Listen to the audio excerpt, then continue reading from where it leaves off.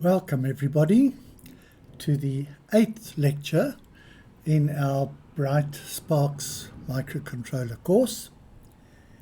And in this lecture we will together write the program or the sketch which will drive our Arduino Nano, and we will end up with a nice little game which I devised and called the fastest draw in the West. You can guess what that is going to be all about. So we're going to write this together, but first let me just have a look at what you did for homework, putting together this the actual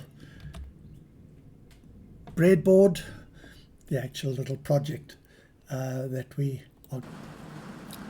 Right, let's first check your little project board and actually see whether you have connected it up correctly, which I assume you have, but we'll double check. And please excuse the sound of the rain on the roof, but that also is a nice sound. So I trust you will hear me above the sound of the rain on the roof.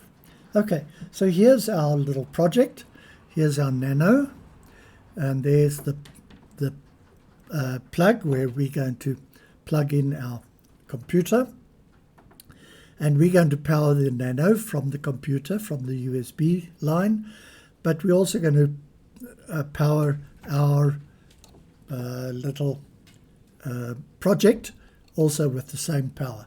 So what I've done is, just to make life easier, I've put jumpers in here between the various power lines, between that ground and that ground and that ground and that ground, and also between that 5 volt and that 5 volt and that 5 volt, and also ground to ground and plus to plus.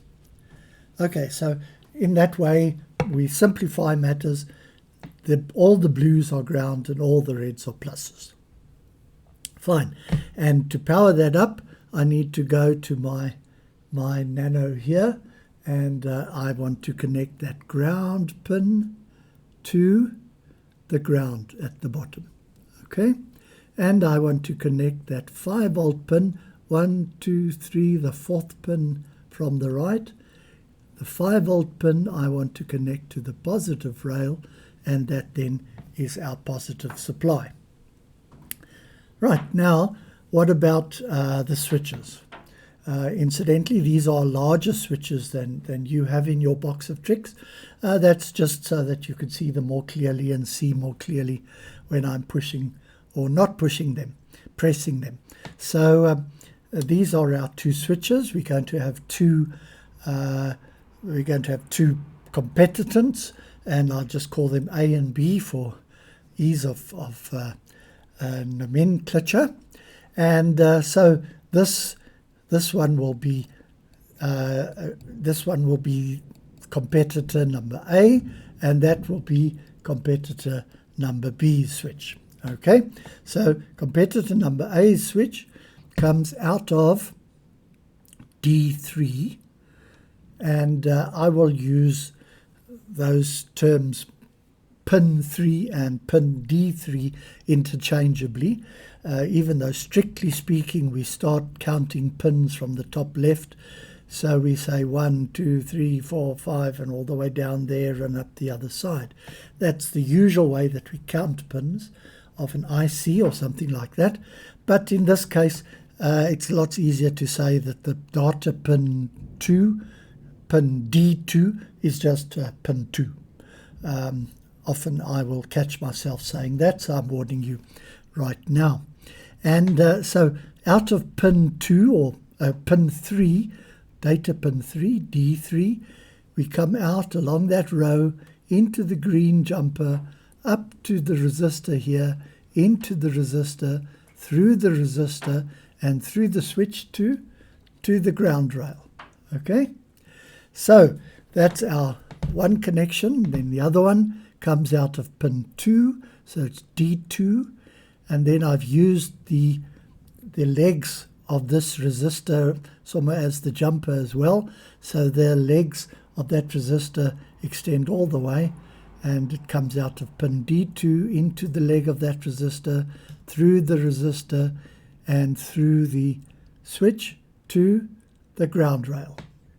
Okay, then we also have pin, I think it's 6 that I've plugged in there. Pin 6 or D6 comes out onto this orange wire back here into this row, and what I've done is I have soldered 2 of the legs that I cut off the LEDs.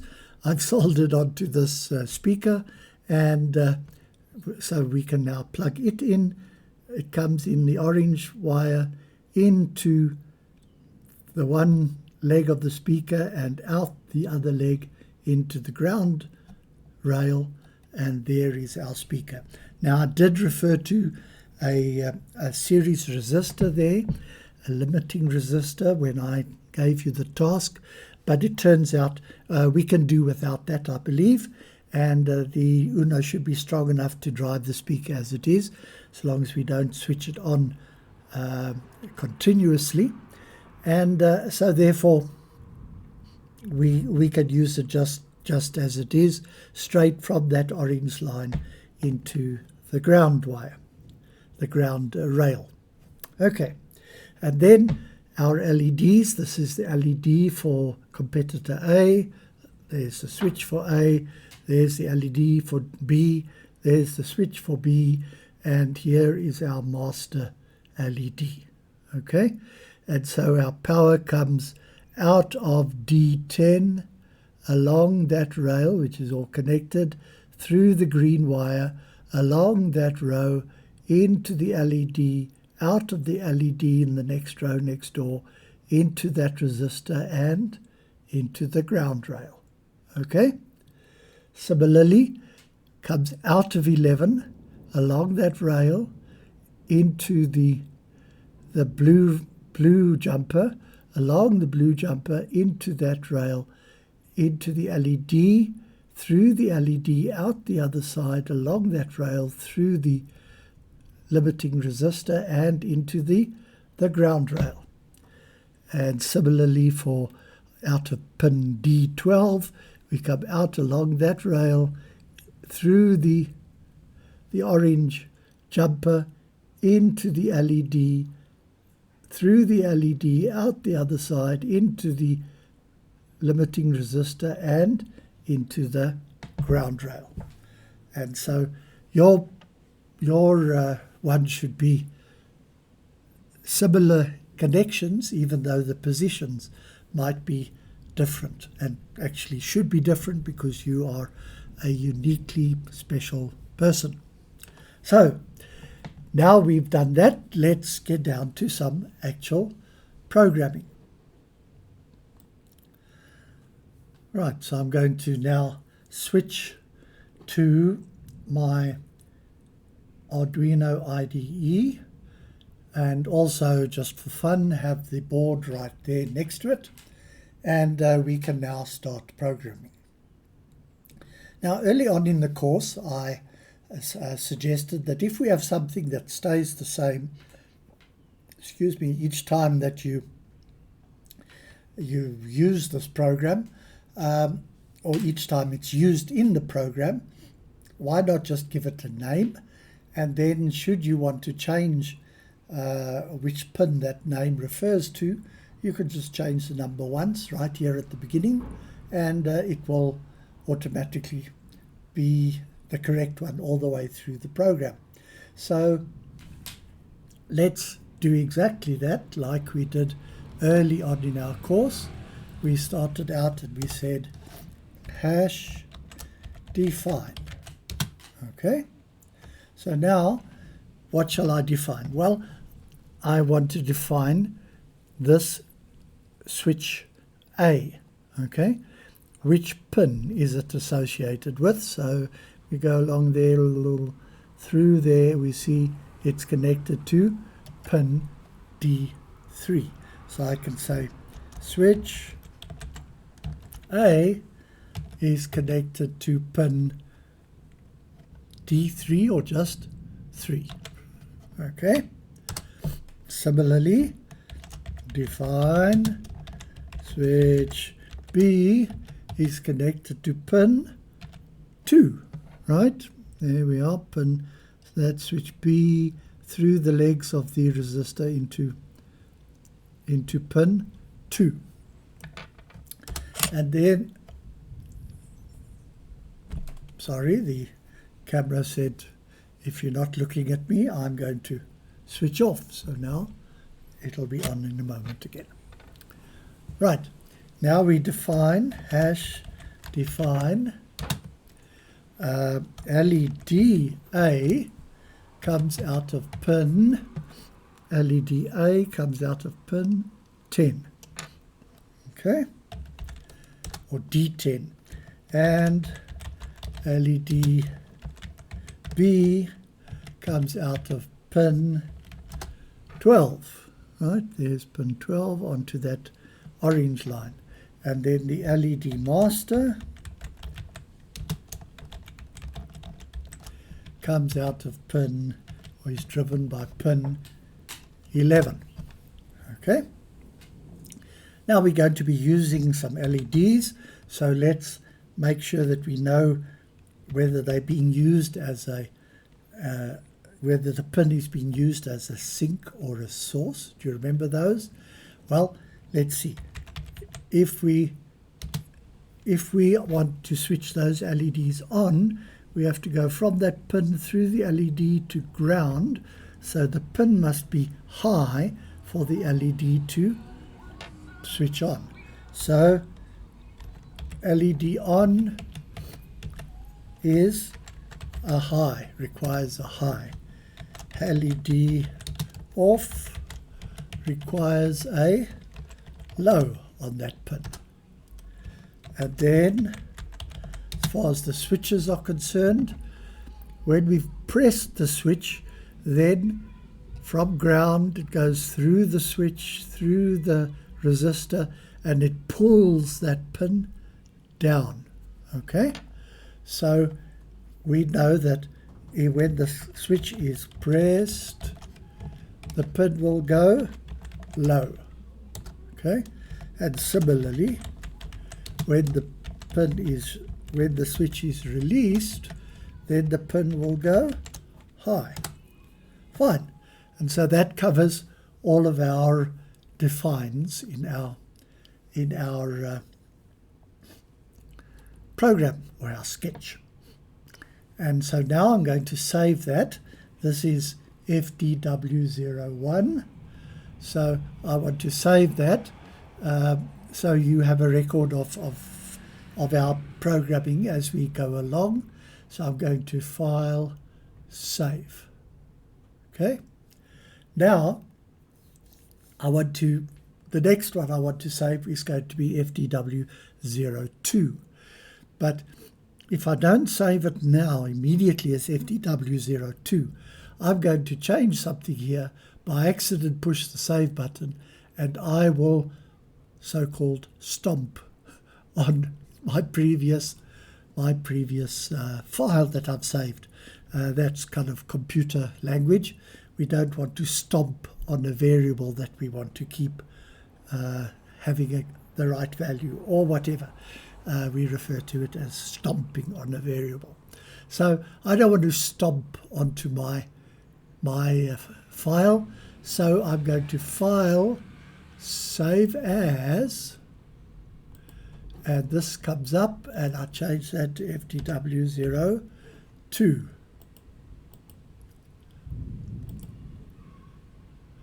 Sorry, that just happened. That happened to be there already, and so it warned me about that. Okay, because I've retaken this video umpteen times already. It seems like everything goes wrong. Anyway, back to our IDE. So we now are working on FDW02.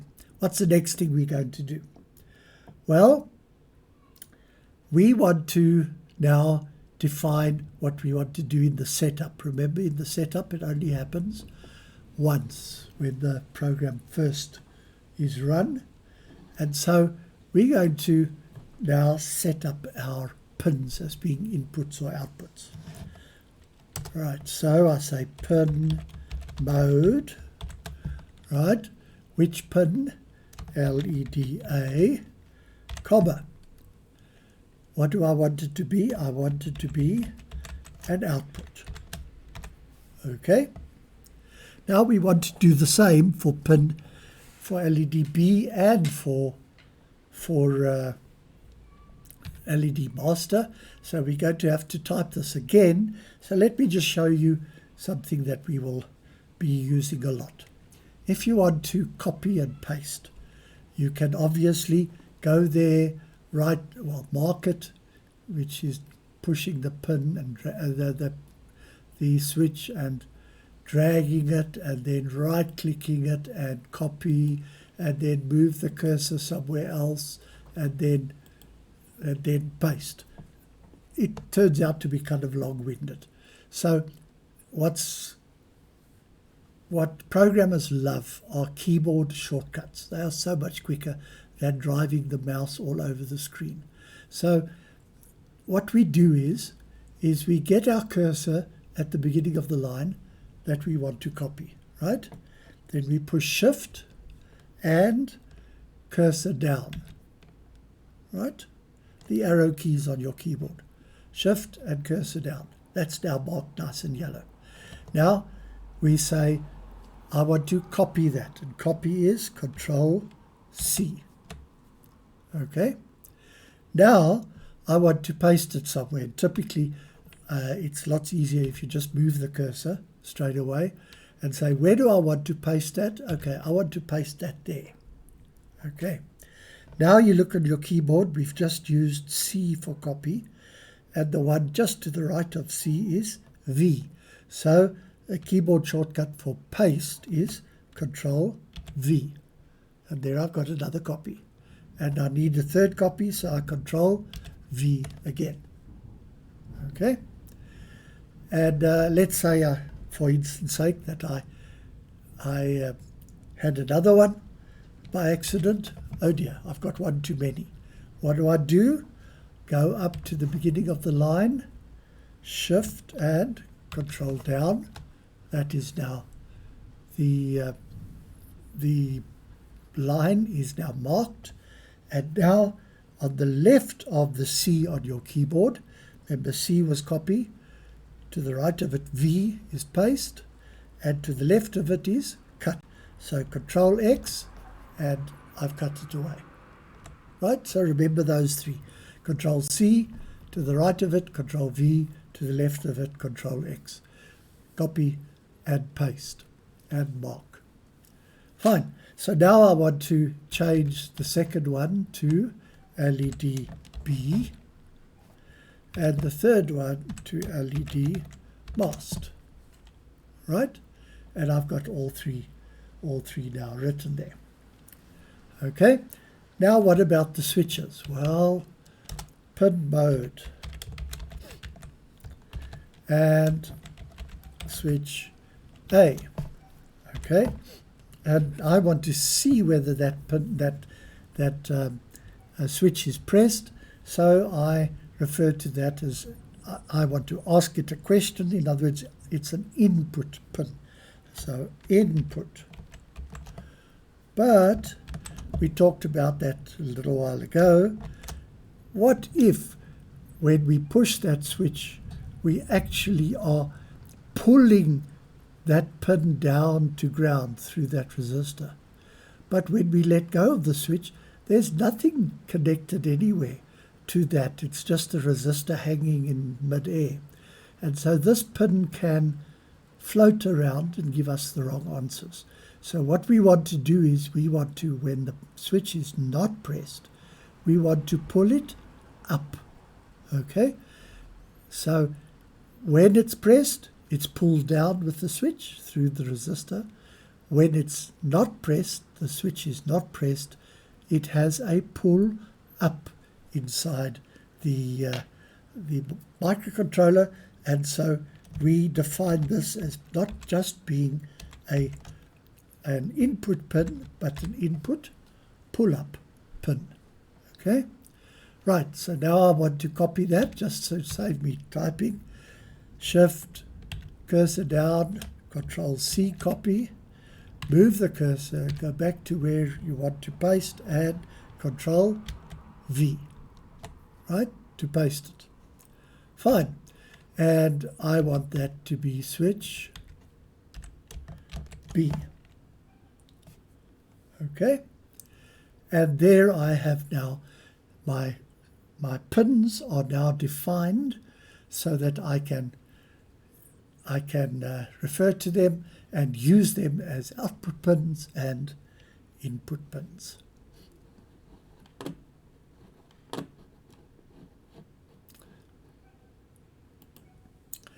So now I push the save button, save FDW02, and then immediately say save as number 3 and save. Right? And have our IDE back again, and now we want to do the next step. So, what do we want to do? Well, let's test the LEDs. Okay? That will help us to know whether we have connected them up correctly. And let's test them the same way that we did earlier on with our little blink program. And so I'm going to say digital right, which LED, well, let's say LED A, comma, and I want it to come on, so comma high, close brackets, semicolon. Okay, and then I just want to delay a little bit, delay 100, and then I want to write it low so I can copy and paste. One gets very lazy after a while, and there's no harm in that. I just copied and pasted that, and I want to write it low. Switch off the LED, and then I want to delay a little bit. Okay, just like our little blinky that we wrote earlier in our course. There's our little blinky on LED A. Let's see if it works. So I'm going to save this and upload. Problem uploading to board. Now if you look carefully at the screen, you'll see immediately what the problem is. You might see immediately I haven't plugged it in. Okay, so now we've got power to our board, and you see the little LED there and the power LED, and now I want to upload, and I see the hashes going by. Lovely, that's good news. And my LED A is busy flashing, all honky-dory. Okay, so I can just change this to B and that to B and re-upload.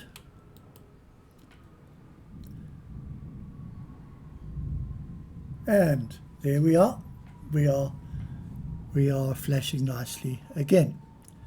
And fine, let's change this to masked. And that one to masked. And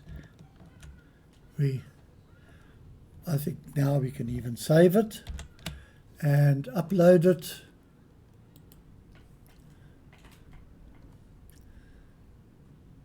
There we are. There our master LED is flashing. So we are all honky-dory.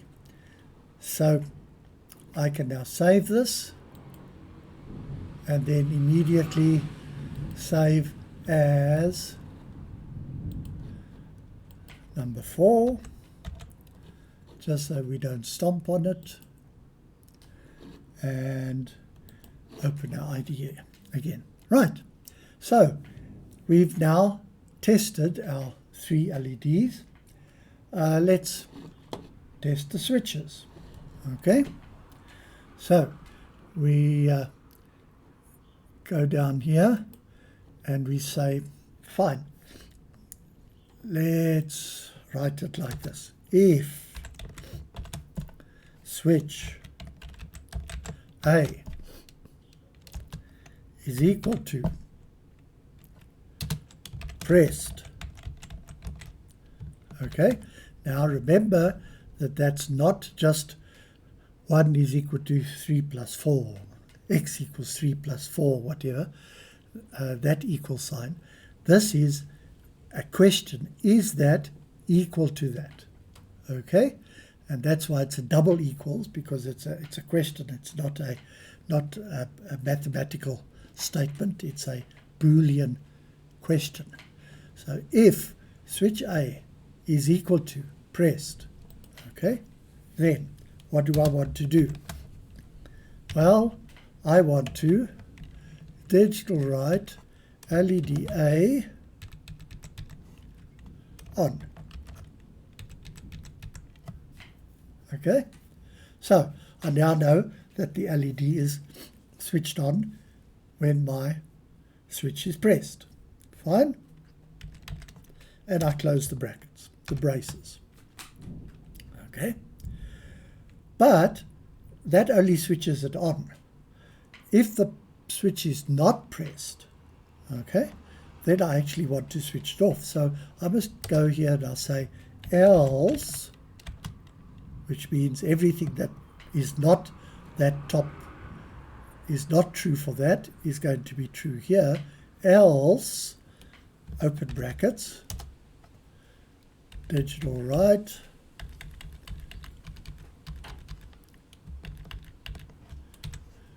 okay, digital write LED A off. Okay, and now you see my cursor's down on the bottom one. That one should be matching the loop, but it's not. It's matching that one there. Okay, I've forgotten to put an extra brace in there, so I go to the end of the line, push enter, and put in an extra brace. And now that one matches the loop, that one matches this else, that one matches this if. So if, do this block, else, do this block, and in loop, do that block. And in loop, of course, it goes round and round that block as many times as the power is on. Okay, so this should test our switch A, and so let's try it. Upload. Right, looks like nothing, but if I push switch A,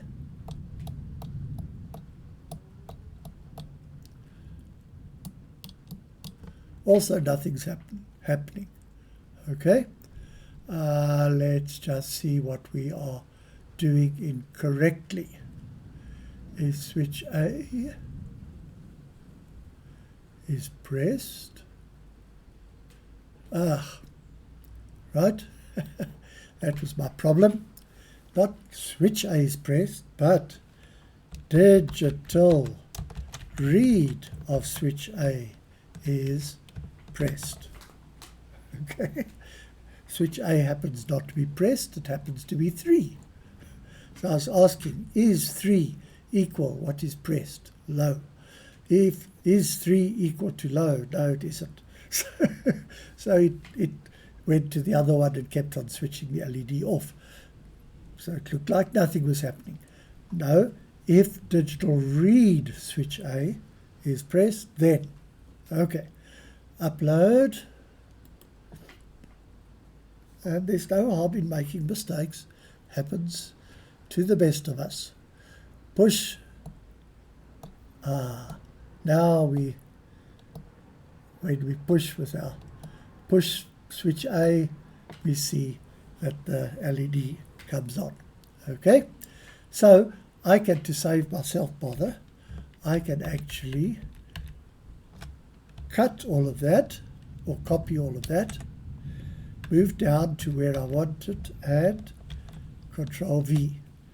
I've now got a complete copy of the top one, which I can use to handle competitor number B.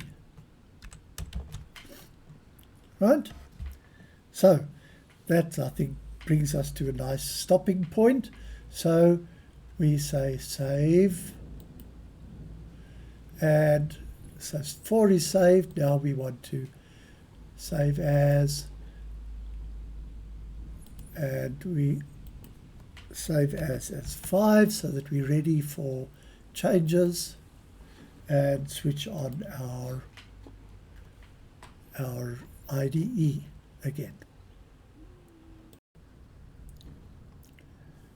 Right, so now we are going to add some sound to this.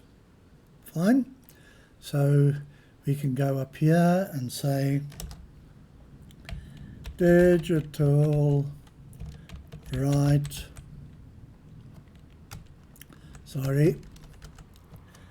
tone 1000. Okay, 1000 hertz or 1 kilohertz will give us a nice tone. Okay, and what pin are we going to write that to? Well, actually we haven't told it what pin yet, right? So we must go up here and say hash define speaker is on pin, data pin 6. Fine. So tone on speaker at 1 kilohertz. And this will now play that as long as forever. Unless, if it's not pressed, then we say else no tone speaker. Okay, fine. So let's see if this works. Upload it.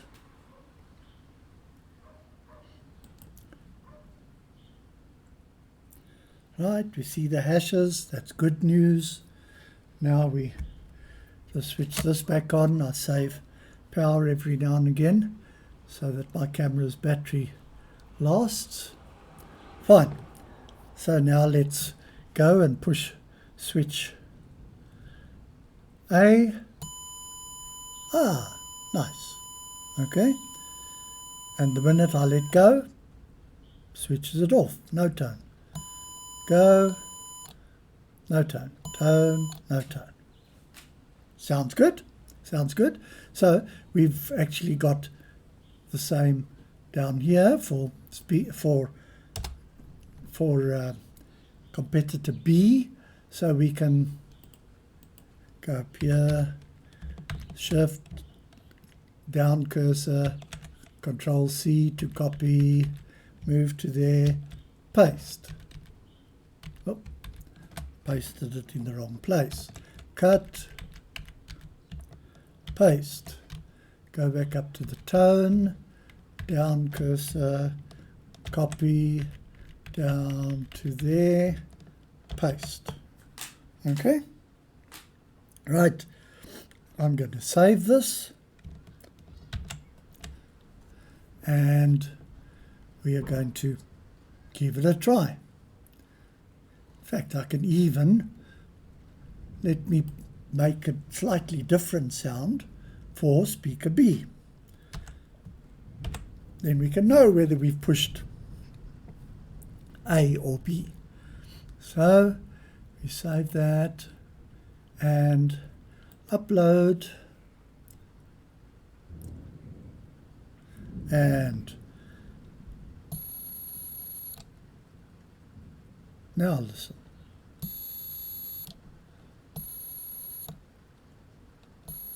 It's just that little zzz down there and nothing else. Why would that be?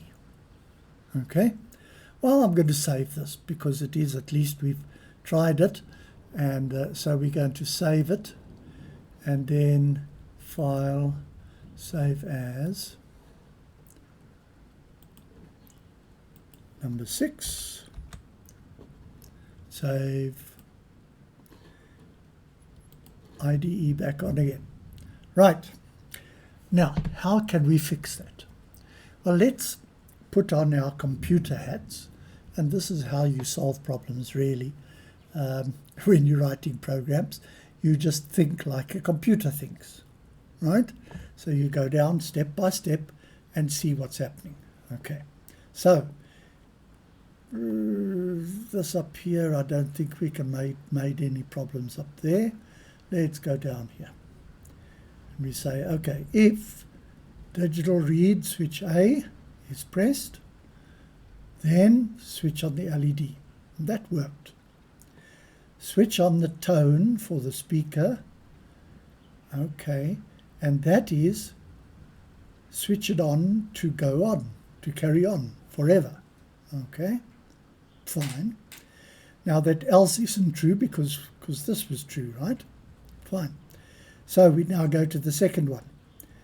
If digital read switch B is pressed, then switch on the LED, but it's not pressed. I haven't pushed B, only pushed A. Okay, so that's not true, so this one must be true. And so that's the else clause. And so what am I doing? I'm switching on LED B, but I'm switching off LED B. I apologize, but it was off all along. But now I said no tone. So what's happening is it's starting the speaker and coming down here and immediately switching it off, and starting it again and immediately switching it off. And if I push B, then we do exactly the same. Switch it on there and immediately switch it off. But that's why we're just getting that rough note. Because it's switching it on and switching it off before it has a chance to even make a sound. Okay, so we'll have to think of a way that we can only switch on the sound when we first press the button.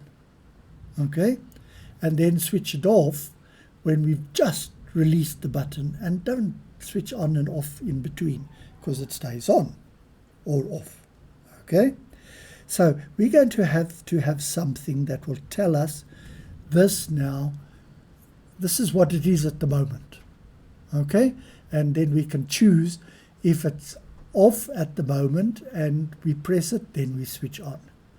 Okay, or if it's on at the moment and it's not pressed, then we switch it off, etc. So I'm going to define for myself a variable. Okay, and I'm going to say what type of variable? Well, it's going to be on or off, true or false, Boolean, right? So this is a Boolean variable, and I'm going to call it switch A is on. Okay, and when we start the program, switch A, not switch A is on, LED A is on. LED A is on. Okay, so when we start off, everything's off, no switches are pushed, no LEDs are on. So we start off this one with false. It starts off, its default value is false. Fine. And I'm going to need one of these for B as well. So copy and paste. LED B is on. And we start off with it not being on. In other words, is it on? False. Fine. So now when I come down here, I can say if digital read is pressed, switch A is pressed, okay, then only if our LED is still off do we want to switch it on, right? So if LED A is on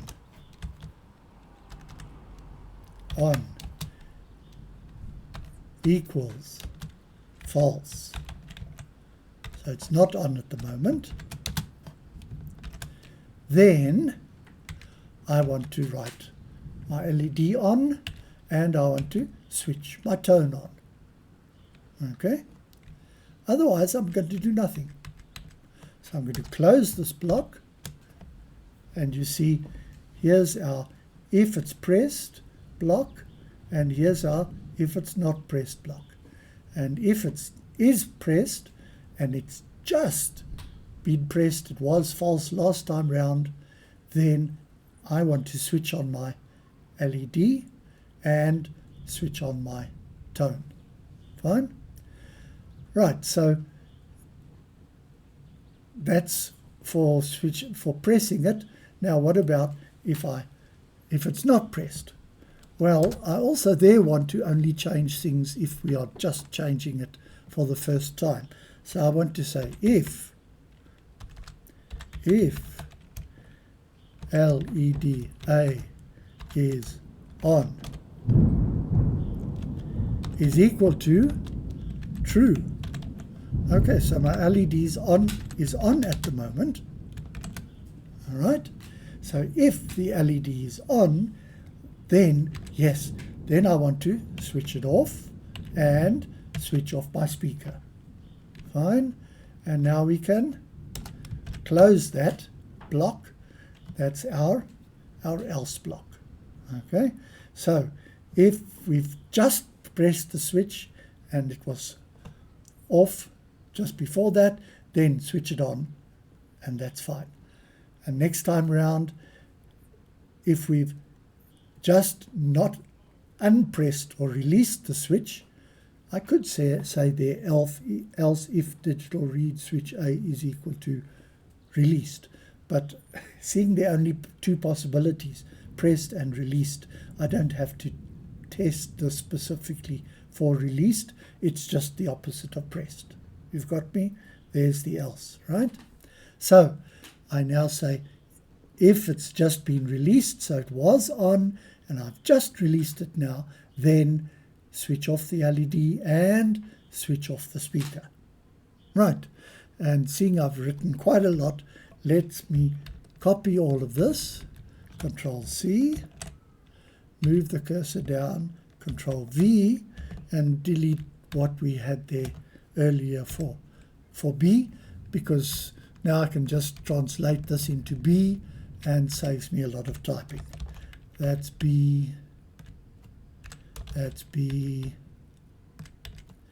that's B, that's B sound, which is different to A. That's B, that's B, and that's all. Okay, I think. So I'm going to save this, go up here, save,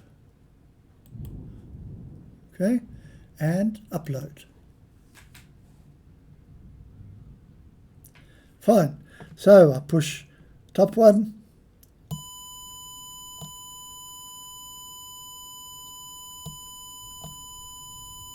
Okay.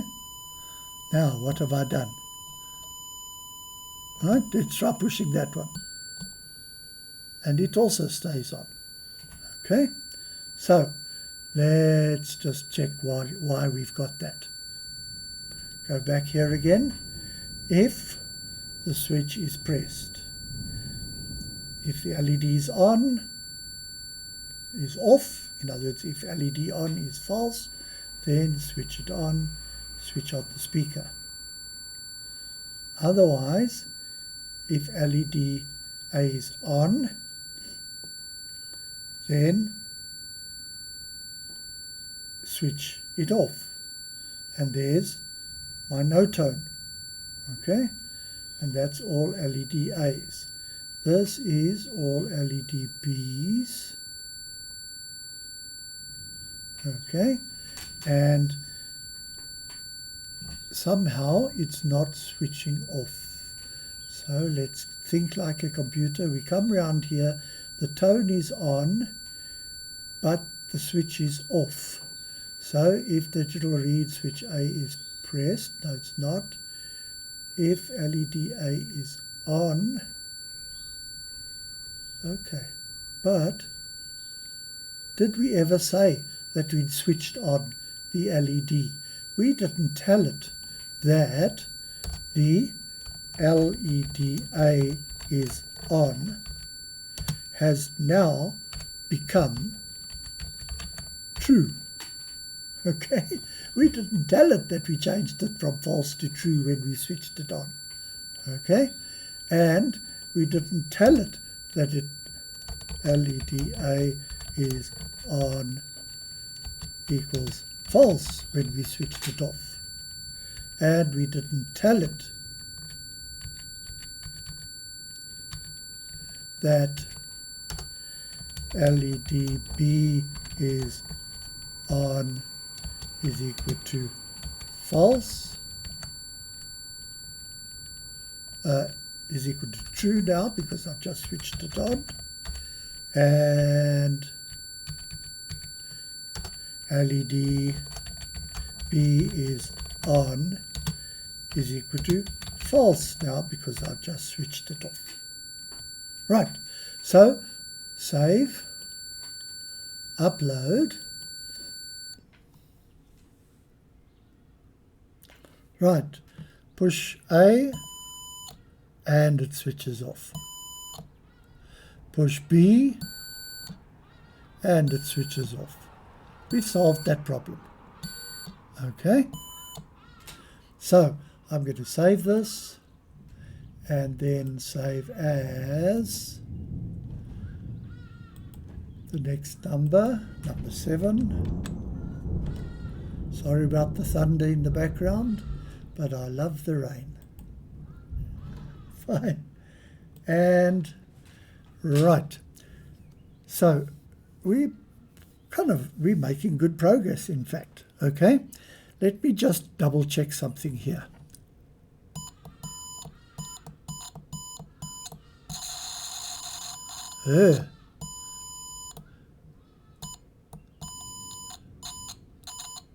You hear that? That one as well. Here at the beginning or at the end, it's going. Okay. Now, the reason for that is so-called contact bounce. What happens is that your switch is always has a positive feel to it. It goes click, right?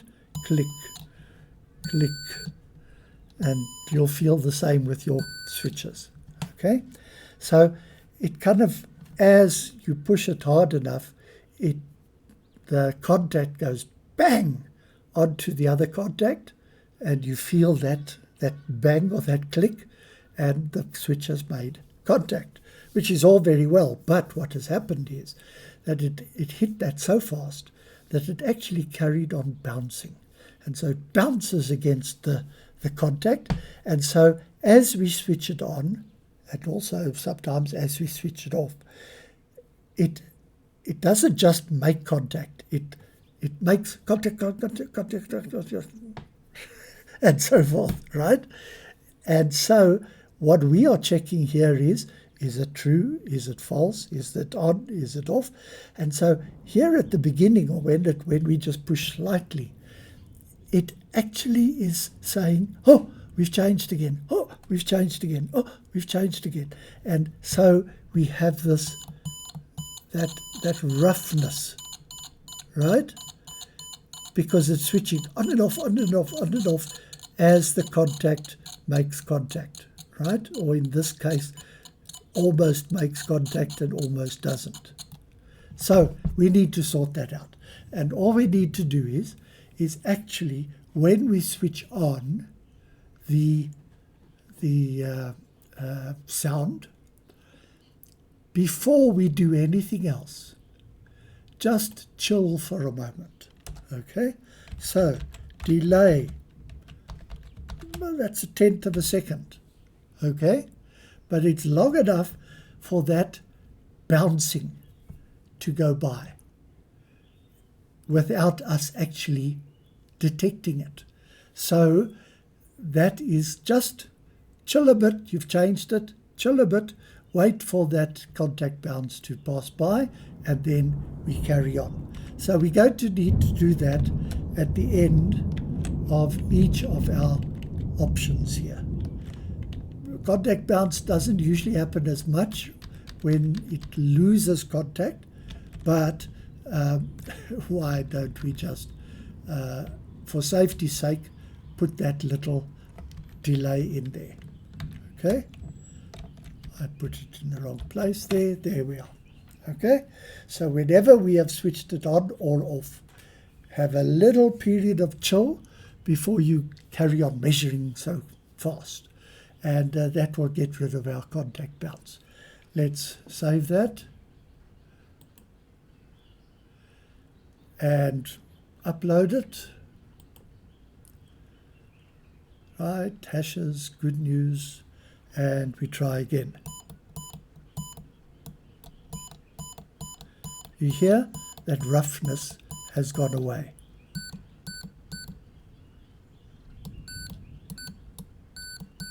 And even if we try and half contact it, right, yes, it is a half contact, but it gives us at least a decent tone. It spends a little time chilling before it gets excited to say that, oh dear, it's changed again. Right, so we've saved the problem of contact bounce. We save it, and in preparation for the next one, we save as, and the next number will be 8. Save, and our IDE back again.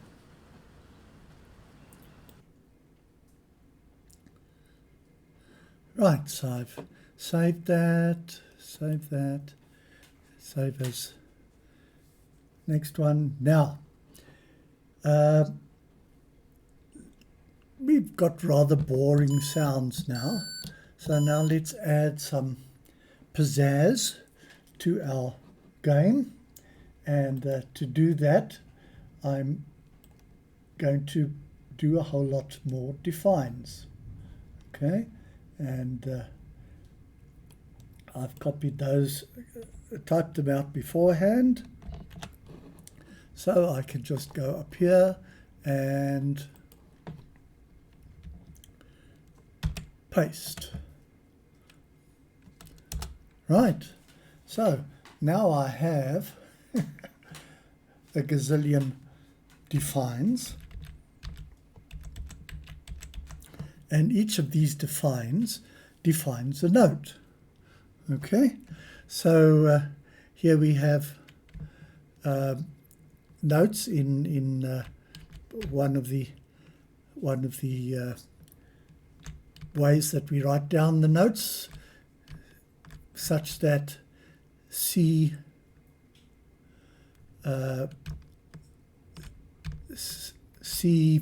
is middle C, and A4 is 440 hertz. Okay, so that's the standard. A4 equals 440 hertz, and this is now the full scale, the full piano scale, actually, to be precise, all the notes that occur on a piano. Fine, so I can use that, and I can actually make a nice tune for, instead of just a beep when our competitor has pushed the note. So let's go down here to where he pushes the switch. and there we have tone speaker, and let's write, instead of that tone, let's write ourselves a nice bit of music. Very elementary, but let's write some music. So I start out with tone speaker, and let's start off with C5, note above middle C, and I'm going to allow it to play for 200 milliseconds. Okay, so that will now play that note for 200 milliseconds. I'm just going to rub out that because that's no longer necessary. And just for fun, let's compile this and plug it in.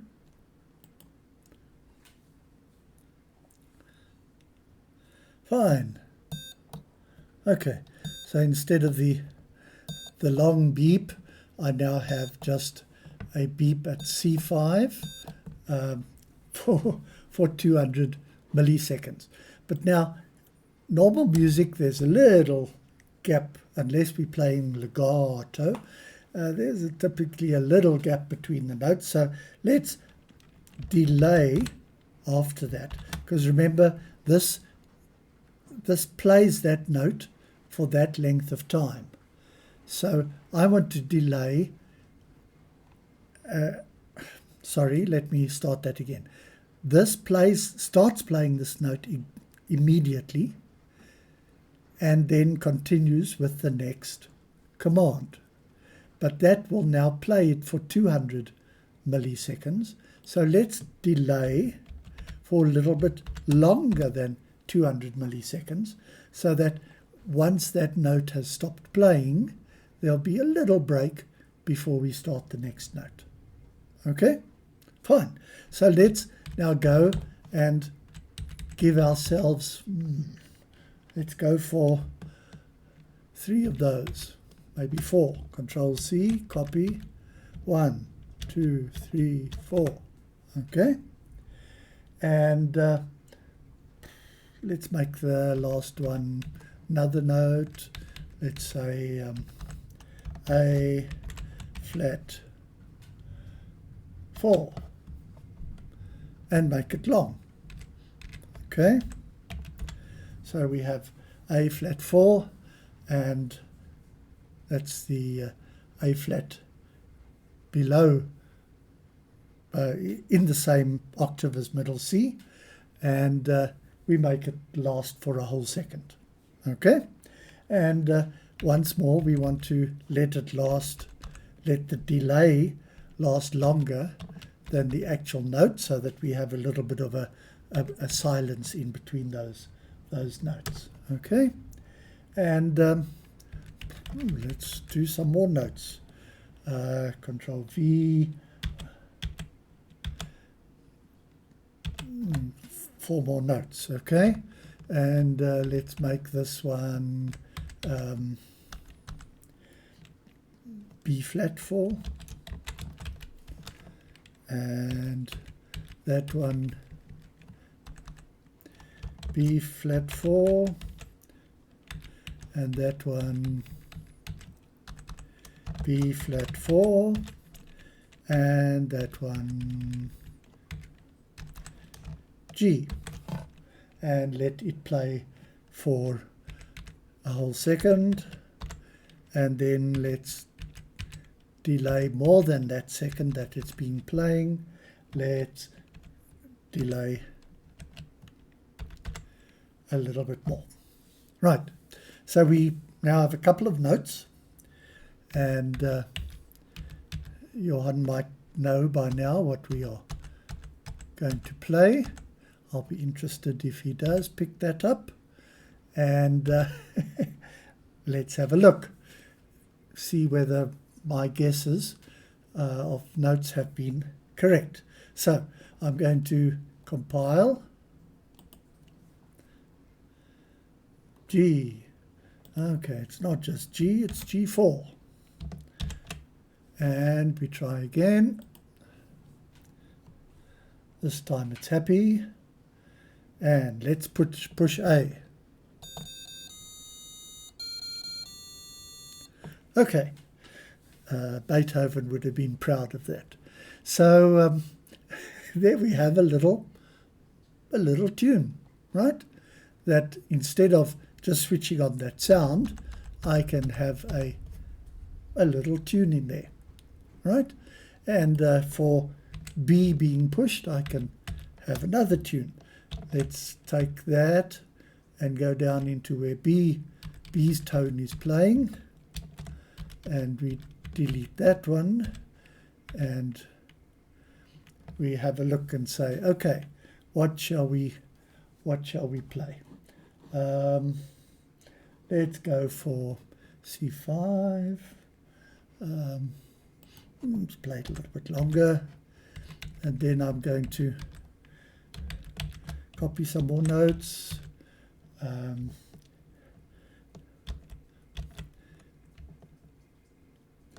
So here I'm going to say G4, G4,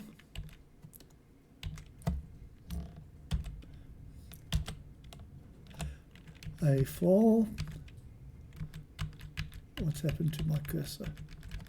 There it is.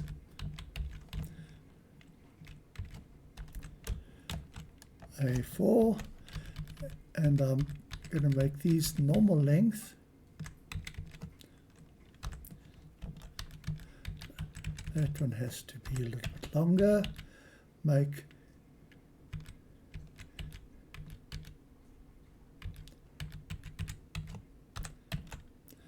and make that short again, and that short again, and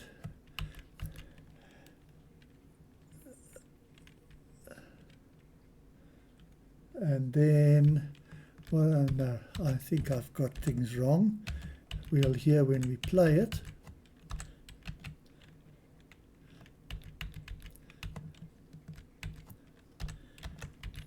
But hopefully this will come out to be something nice. And we go for G4 again. G4. And we have a nice rest after that one. And then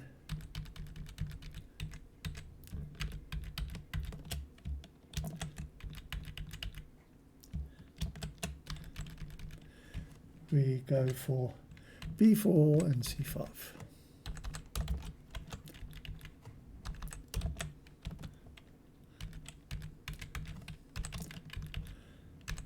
Right, now I might have not got all my delays right, but let's see what this sounds like.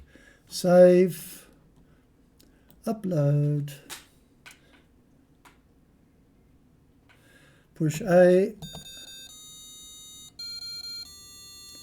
and push B. Ah, we got it right. Okay, so we have two different tunes, and it adds a little bit of pizzazz to our game. Okay, and now no longer do we need this extra delay down here, because we're delaying quite a bit as it is, and we don't need the extra delay down there because we're delaying quite a bit as it is playing that tune, and so we're not going to have contact bounce problems anymore. But you know how to handle them. Fine. So I'm going to save this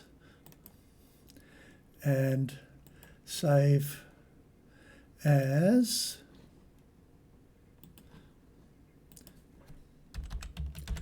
.10. Get my IDE back. Right.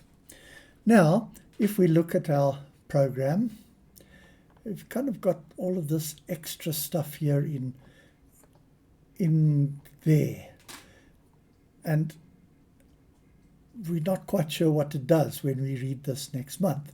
So why don't we take that out there and write it as a function? In other words, as a separate little piece of code that we can call with just one simple name. So I can say here, play B music,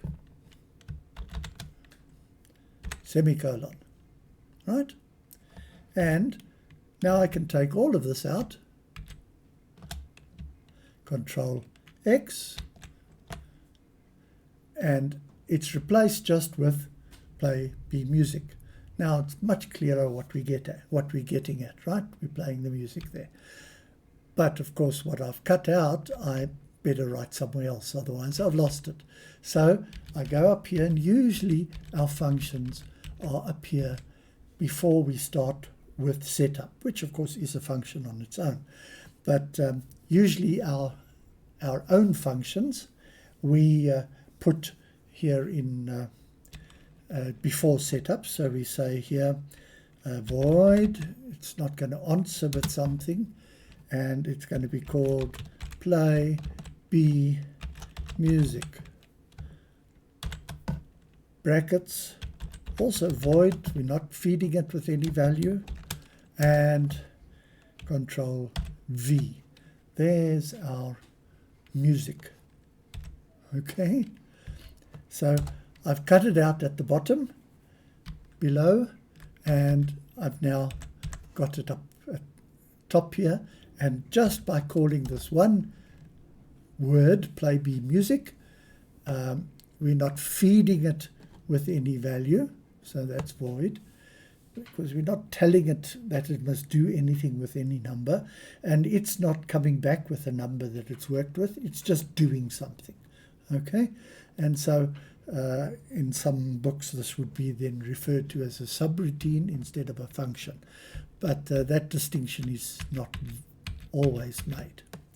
So what I've now done is I've marked them all, because that indent is quite a lot, and we like just indenting 2 at a time. So I've marked them all, and now I'm going to push Shift Tab, and that brings it back 1. Shift Tab brings it back another 1.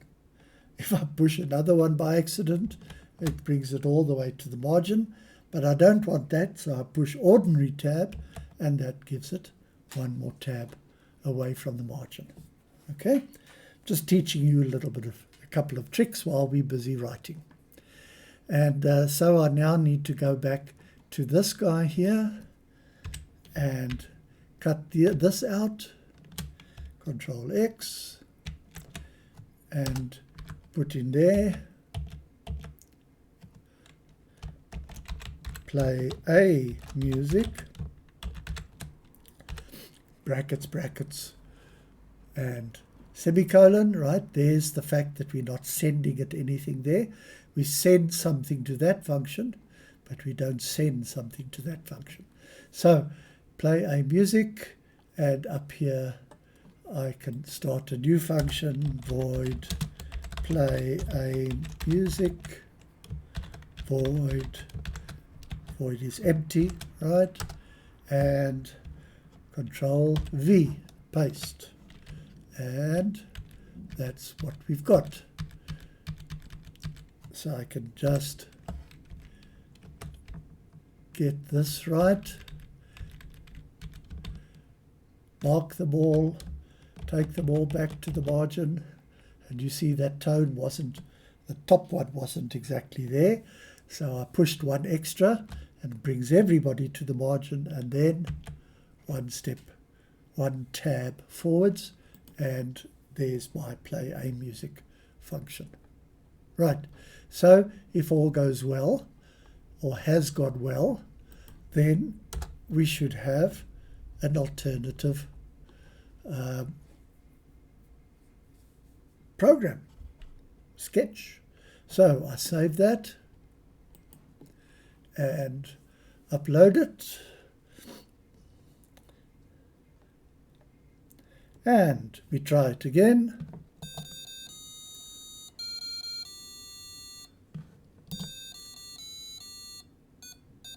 Okay, that's all going well, and so we can save that.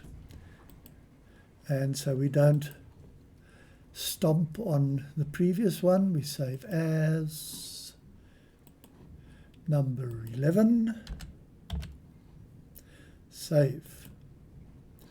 Get my IDE back. Right. Now what else can we do? Well, we did that. Whoa, look at that, all of that at the top there, right? That's confusing, if anything, because all those defines before you actually get down to the program itself. And we're going to want those every time that we're playing with music. So what we do is we replace this with another hash function, but like hash define, but hash include. No, I don't want that. Caps lock off, hash include. Okay, and I say music frequency dot h, right? And that says I must now include a file called music frequency dot h, and so I must go and fetch it wherever it is. And because I put that in quotes, it actually means it is sitting in the same place that I loaded this sketch from, right? So I can go down there and cut all of these out, right? Okay, all of that.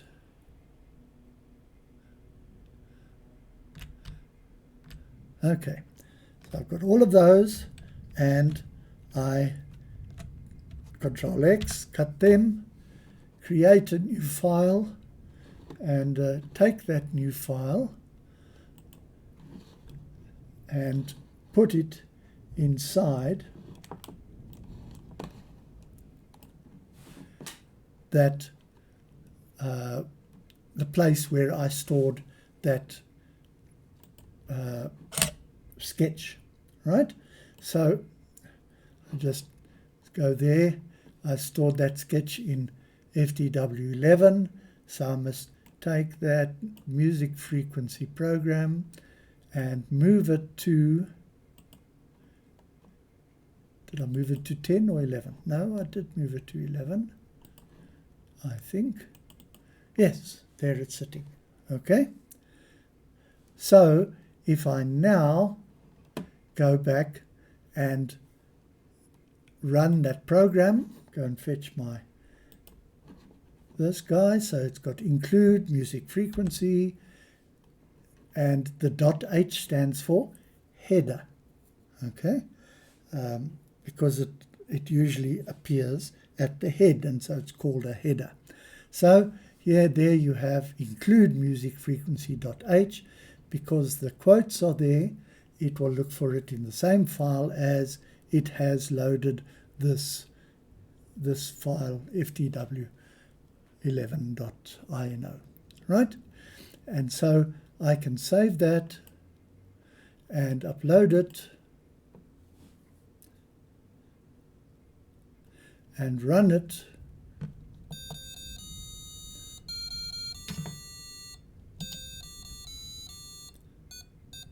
Okay, and so now we are free of that, and every time that we include that music frequency file, we will have a nice copy of all of them defined nicely in that format using that convention, and we can make these little ditties. They're not really music. We can make some ditties for our programs. Right, and so I'm going to, once I've saved this already, so I'm going to just, so that I don't stomp on it next time around, save it as FTW12. And now I'm just going to load my battery and we will continue. So the battery is now loaded, so we can continue.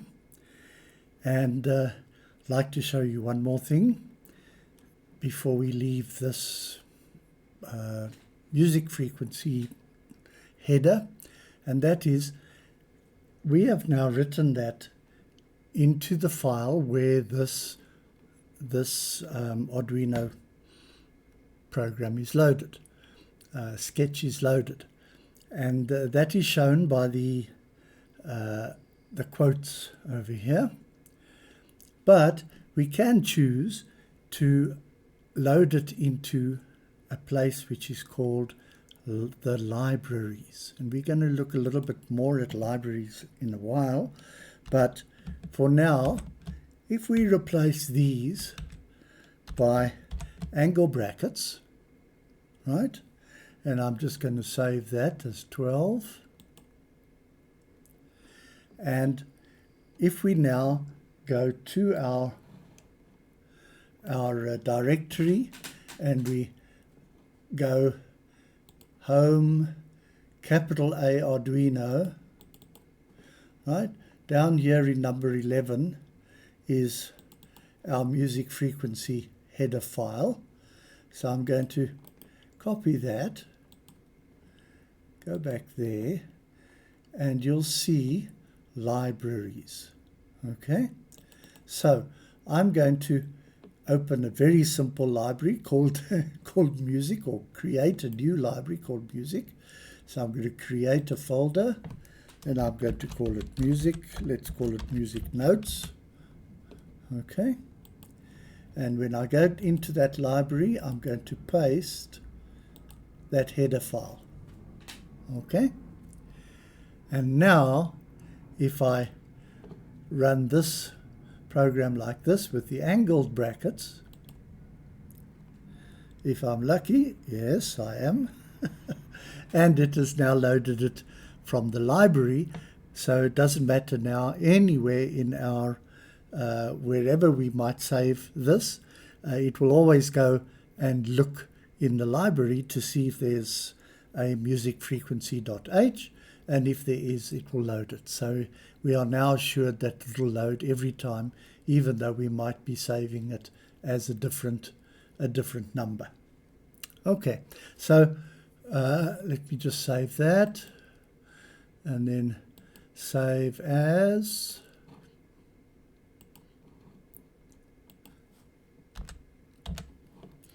save, and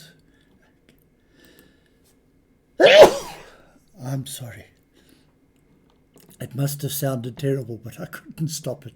Okay, right. So we've saved this as FDW13.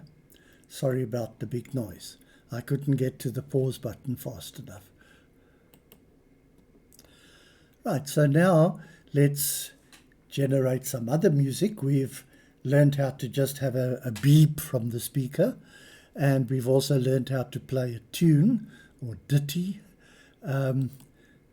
just as feedback, but it's possible also, because we have the microcontroller, we can actually control the speaker directly by switching the pin on and off, just like we were able to control the LED. So let's write ourselves another function, and it's not going to return any value, and I'm going to call it play a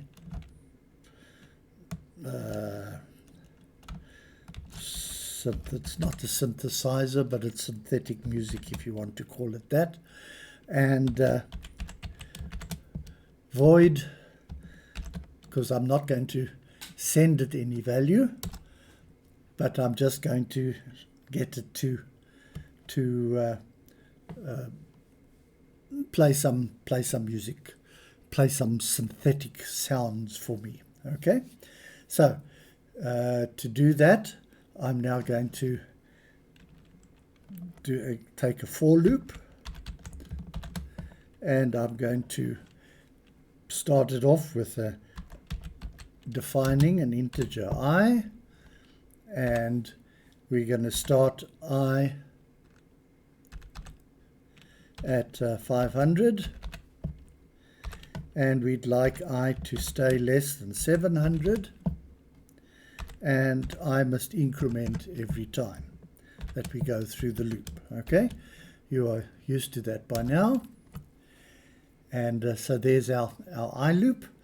Now we just like we were switching the LED on and off with our blinky program, so we're now going to switch the speaker on and off, but the actual send a pulse to the speaker, just like we sent the voltage to the LED.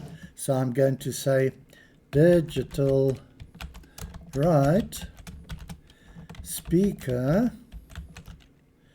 comma, high. Okay, so now we switch on that pin to be 5 volts, and then we delay a little bit, but this time I'm going to delay microseconds instead of milliseconds, so that we have a musical note, that it's not just a low rumble. And we're going to delay I microseconds, and then we're going to digital right. So I'm going to do this again, Control C, Control V. Now I'm going to switch off the speaker and delay microseconds again, and that's just like our blinker, our LED went on and off. Now the speaker is going to have these pulses coming to it. So let's see how that works. I'm going to upload it. Looks fine. And so now we try it out. Okay, and of course it didn't work. Why? Because down here where I push the button, I'm still telling it to play a music, right? So I now change this to the function a synth. Okay, and I save that, and we try uploading. Right. Right, it's not starting, so let's try the other one.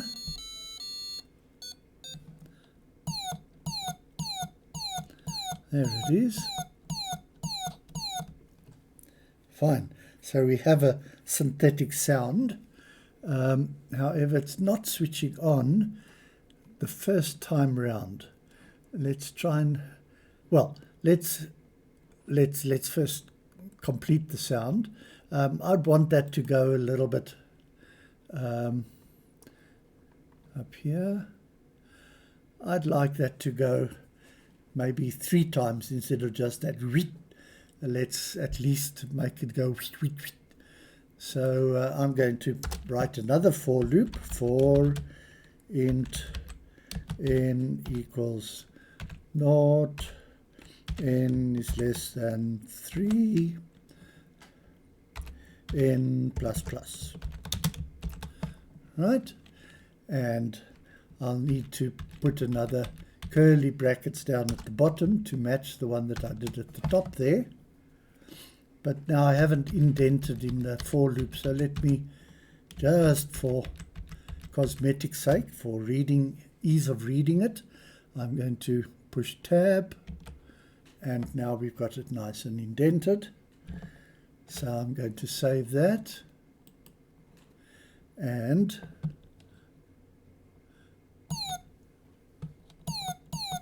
that's before I've uploaded it. Now I upload it.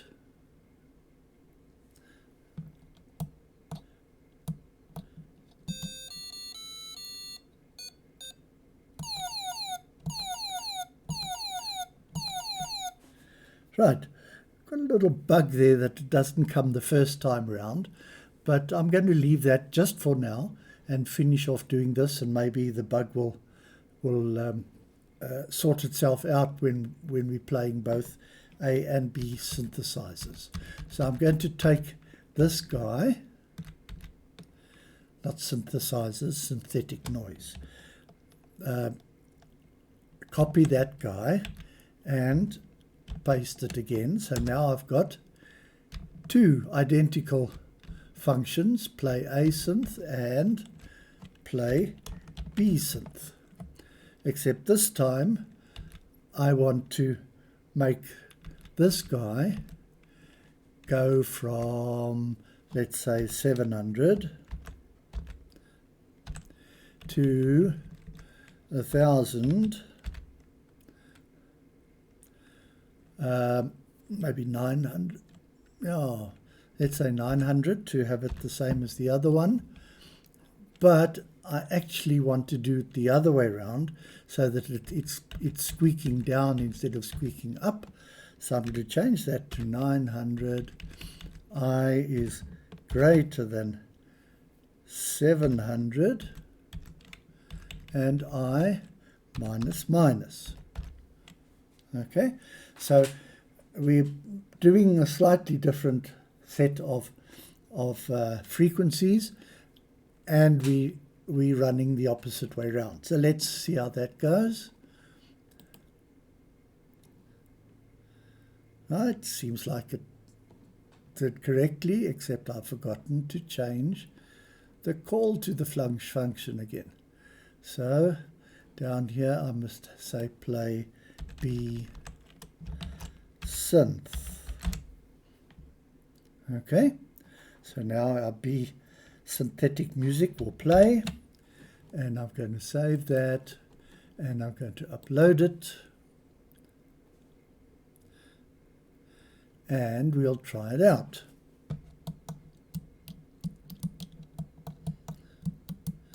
Very interesting. Why doesn't it start? I'm just going to think about this for a moment. Yeah, I think... I think I've got it. Let's try that. I think we are confusing it with this no-tone speaker here, right? So we can take that out because we're not setting the tones, we're playing it directly.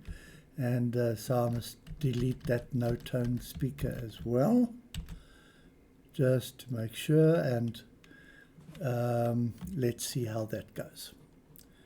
Upload.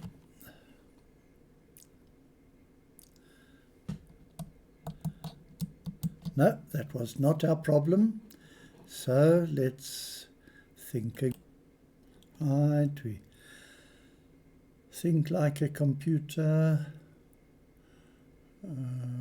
Hang on.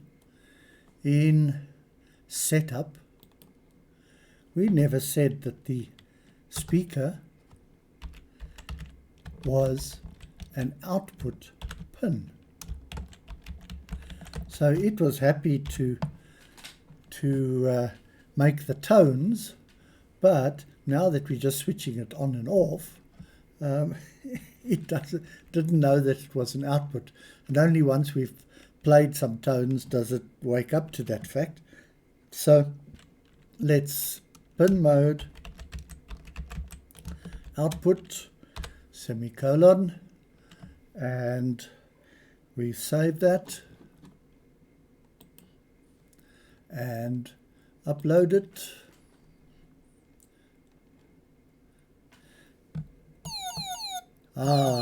Okay.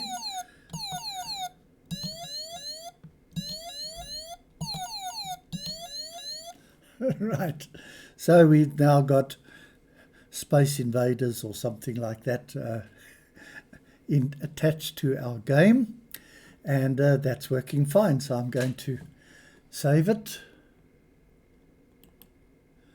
and save as.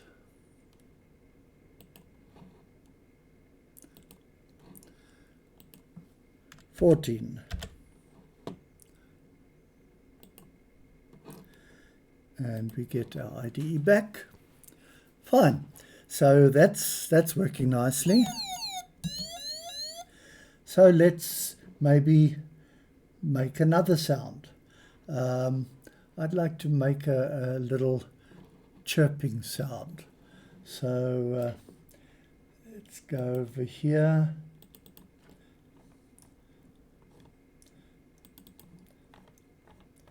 And sorry for the slight delay.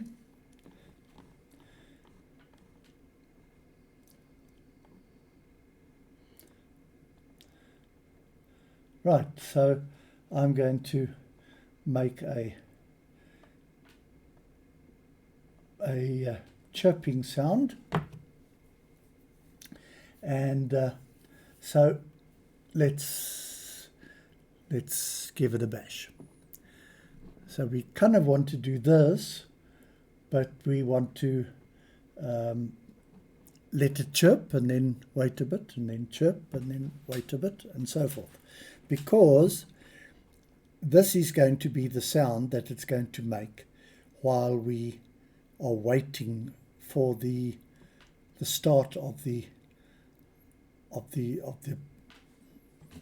click to signal that they must push the buttons. Okay, so I'm going to go up here and start writing the chirp, and again, I'm not going to ask anything back from it, and let's call it chirp.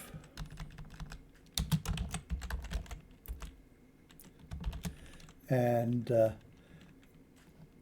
this time I think we're going to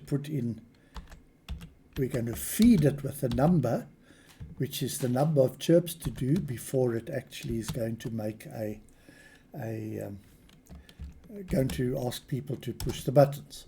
So I've got now chirp int n, and I'm going to say digital,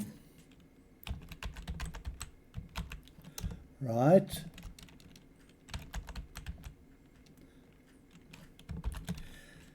and while I'm chirping, I'm also going to be flashing my master LED. So I'm going to do that, LED mast on. Okay, and now I'll do the little chirp for, same as we did just now, for int I equals 300, say, to these are arbitrary, but I'm just some other number in there, and let's say I is less than 1000, and no,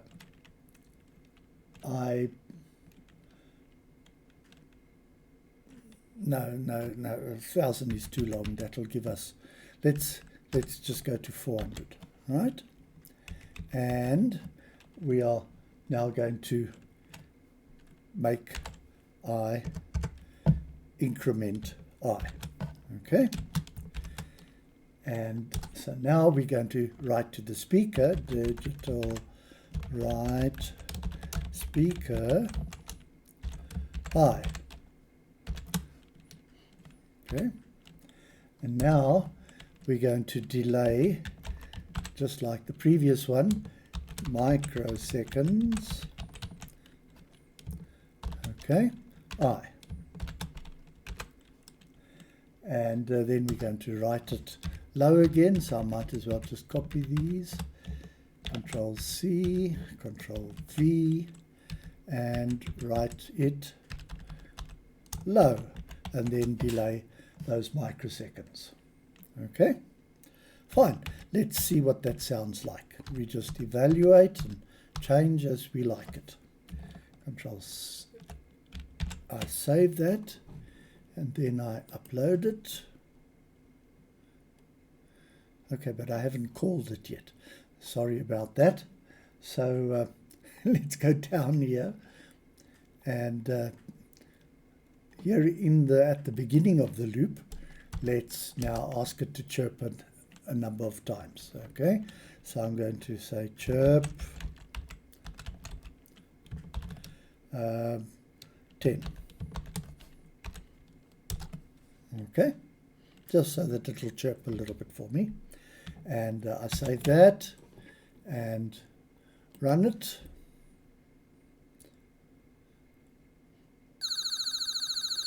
Okay, so it's now chirping, but there's no gap between the different chirps, right? So let's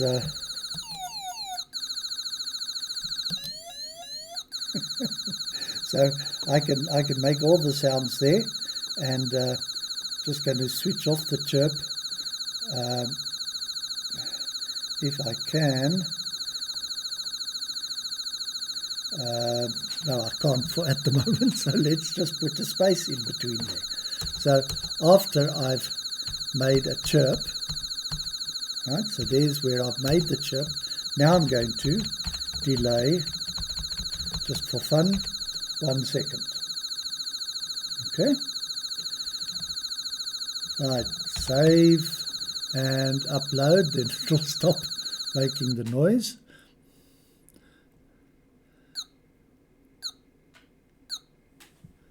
Okay, so there's our chirps, and it's chirping away, preparing the two players to get ready to push the buttons.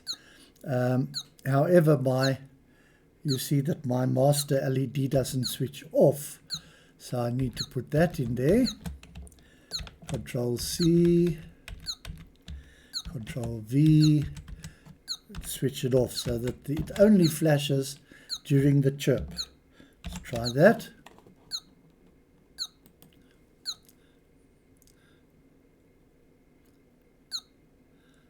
That's more what we want, right? Little flash there at the time of the chirp. Right. So now, because we want that to be the warning, and then the players must push the button. When we finish chirping, we then want to switch on our master LED permanently, and then wait for and that's the signal for them to press the button. Okay, so I'm going to go over here and switch on my master LED, digital right, LED mast on. Okay, and then here at the end I'm going to digital, well, it's now going to be on until we switch it off when someone has pressed the button. So that will switch it on, and we need to include, when they've pushed the button, that it switches the LED off again. So let's go up here and we go to where we switch the other LEDs off, or let's put it this way: when we finish playing the music, then we switch off the LED. Sorry, when we finished playing the music, then we must digital right LED mast off. Okay, so it'll switch off the master LED once the tune is played. Okay, and we go down here and do the same for number B. After we finished playing, then we switch the master LED off. Okay, so I'm going to save that, and let's try it out, and then we can maybe start our next step. That seems like it's loading. Now let's try. Okay, so now we've got to wait for it to do 10 of them. Okay, so that that's giving me the sound and switching off the master when we finish playing the sound. But the problem is that it's actually blocking us, stopping us from pushing the button until it's finished the number of chirps that it's made. So I actually need to go into my code and penalize the contestants if they push the button before the N chirps have finished, right? So let me just reiterate that. We want to penalize the contestants if they manage to press the button before they have finished, before the number of chirps have actually finished, right? So let's go back to our chirp function. There we are, right? So we switch on the master LED for the length of the chirp. We do the chirp and we switch it off again, and then we delay a second. So now we're still not actually doing it for N times. We're not chirping for N times. So I need to put that in. So I must put in a for loop at the top and say for, let's say int, let's call it M equals 0. And then M is less than N, and then M plus plus. Right?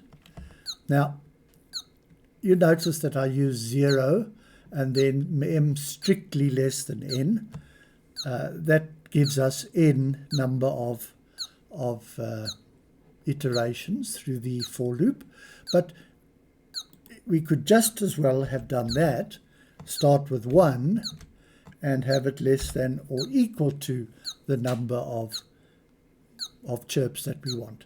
It's completely up to you whether you start at 0 or start at 1. And it's completely equivalent if we have this equal sign there when we start at 1, or not there if we start at 0. Think about it tonight when you're in your bath.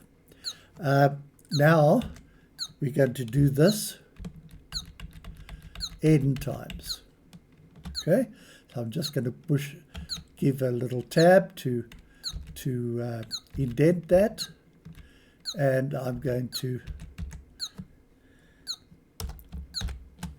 close my M for loop, and so it's going to go through this loop N times in preparation, just to get that adrenaline ready.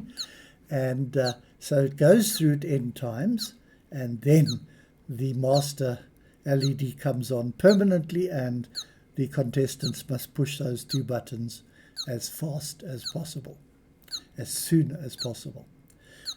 But I said it gets boring if you can just push it early. So that doesn't help. So we'll have to penalize them if they push it while we are still chirping. Okay? And over here is really where all the time is taking place.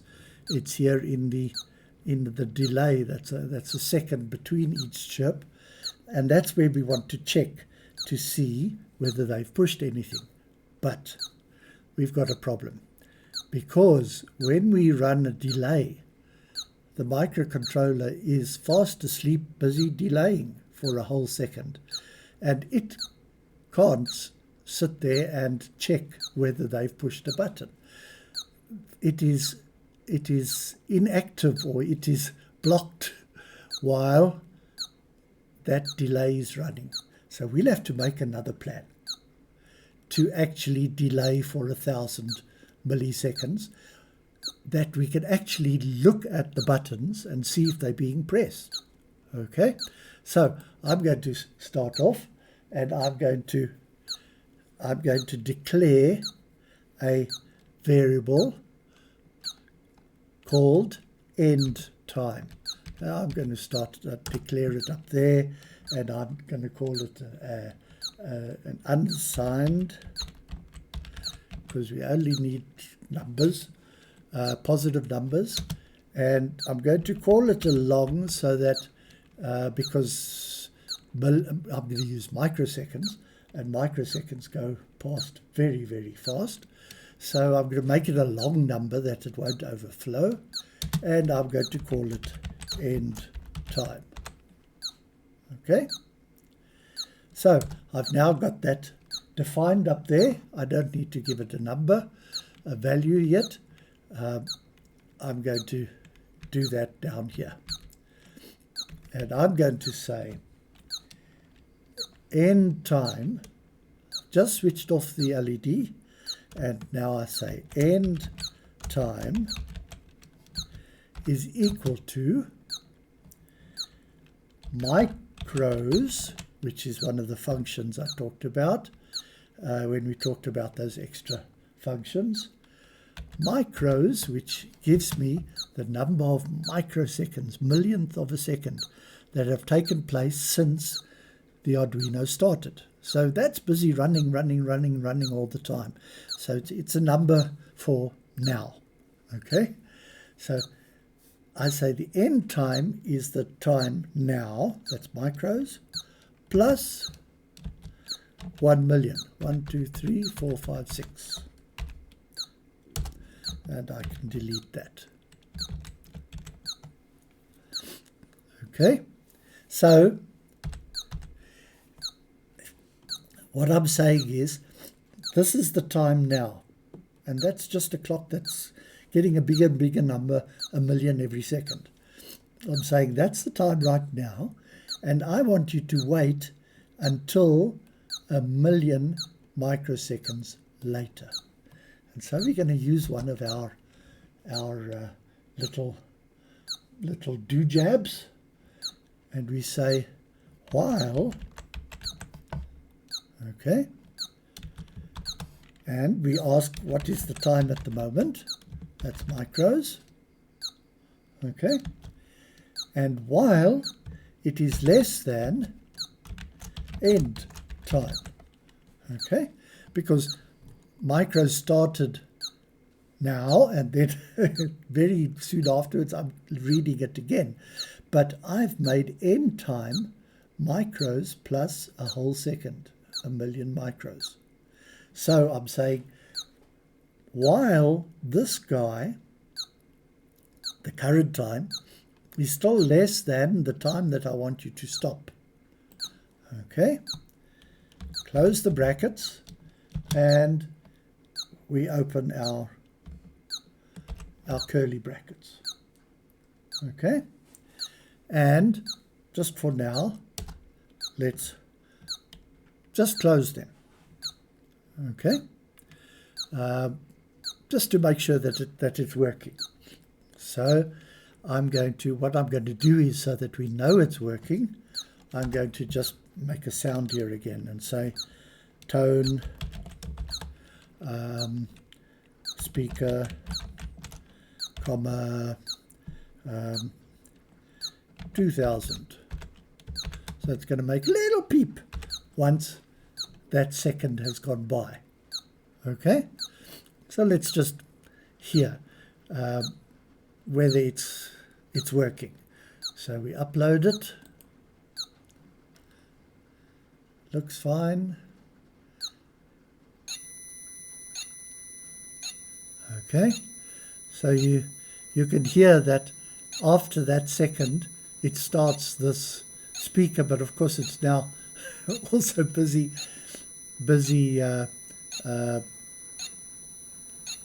sending other stuff out to the speaker. That's why it sounds terrible, but at least we know that it's working. It's waiting for that second, and then it's it's busy making the noise again. So what are we going to do up here?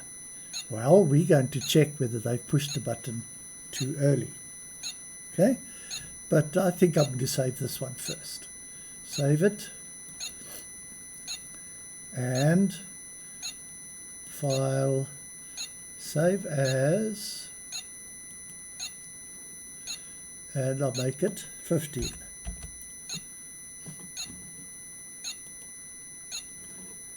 And I go back to my IDE. Right, so now while we are waiting for the second to go by, we've got all the time in the world to keep on watching those pressed buttons. And if they are pressed, then we must penalize our contestants. So I'm going to say if, right, and if digital read of the switch A, okay, equals pressed. Okay, so now I'm looking to see whether the contestant has pressed that button. Okay, if he has pressed the button, then I must make a bad sound. So I'm going to play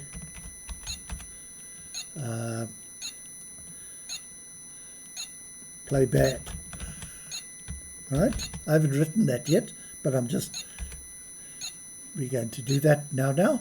Okay, so I know that if he's pressed the switch A, then we play bad. Okay? In fact, we might even do the following. We can play his signature tune. So we play A music. Okay?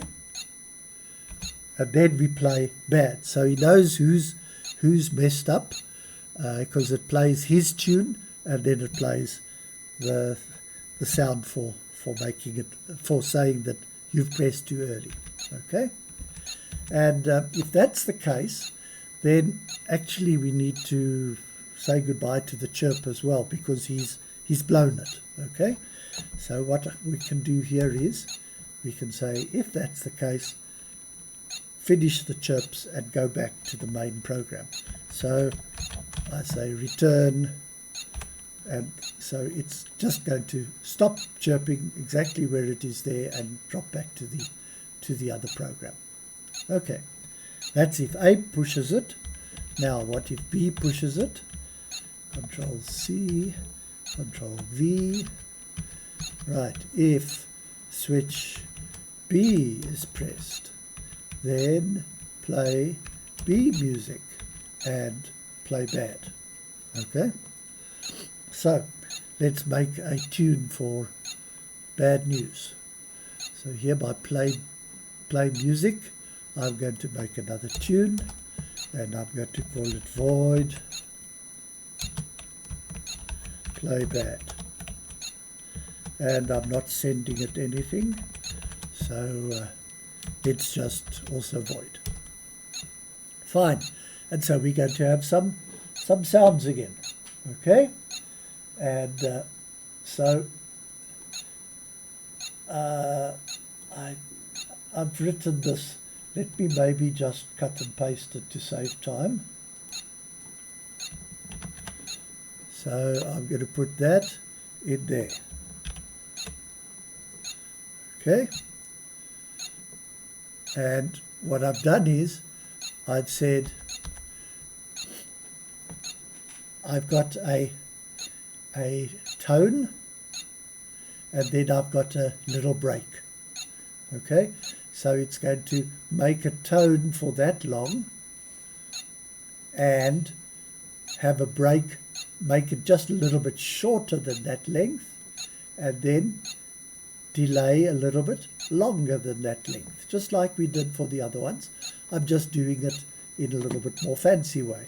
And if I want this to play faster, I just change T, and all of them will will match. So my first note is 2 times T, my second note is 1.5 T, 3 T's over 2, then my third note is half a T, and so forth. So I can have the beats of the music, or the actual beats of the note playing, and I can set them with this value up here. So I've now defined play bad.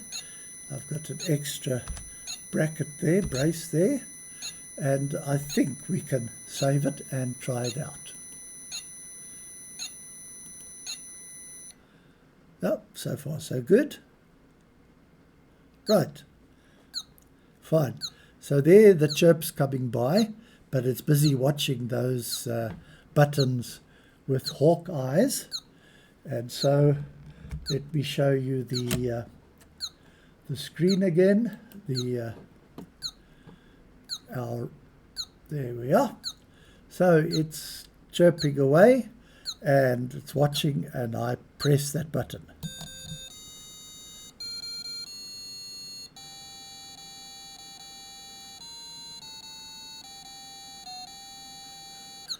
Okay, so some of you might know why that's called. I call it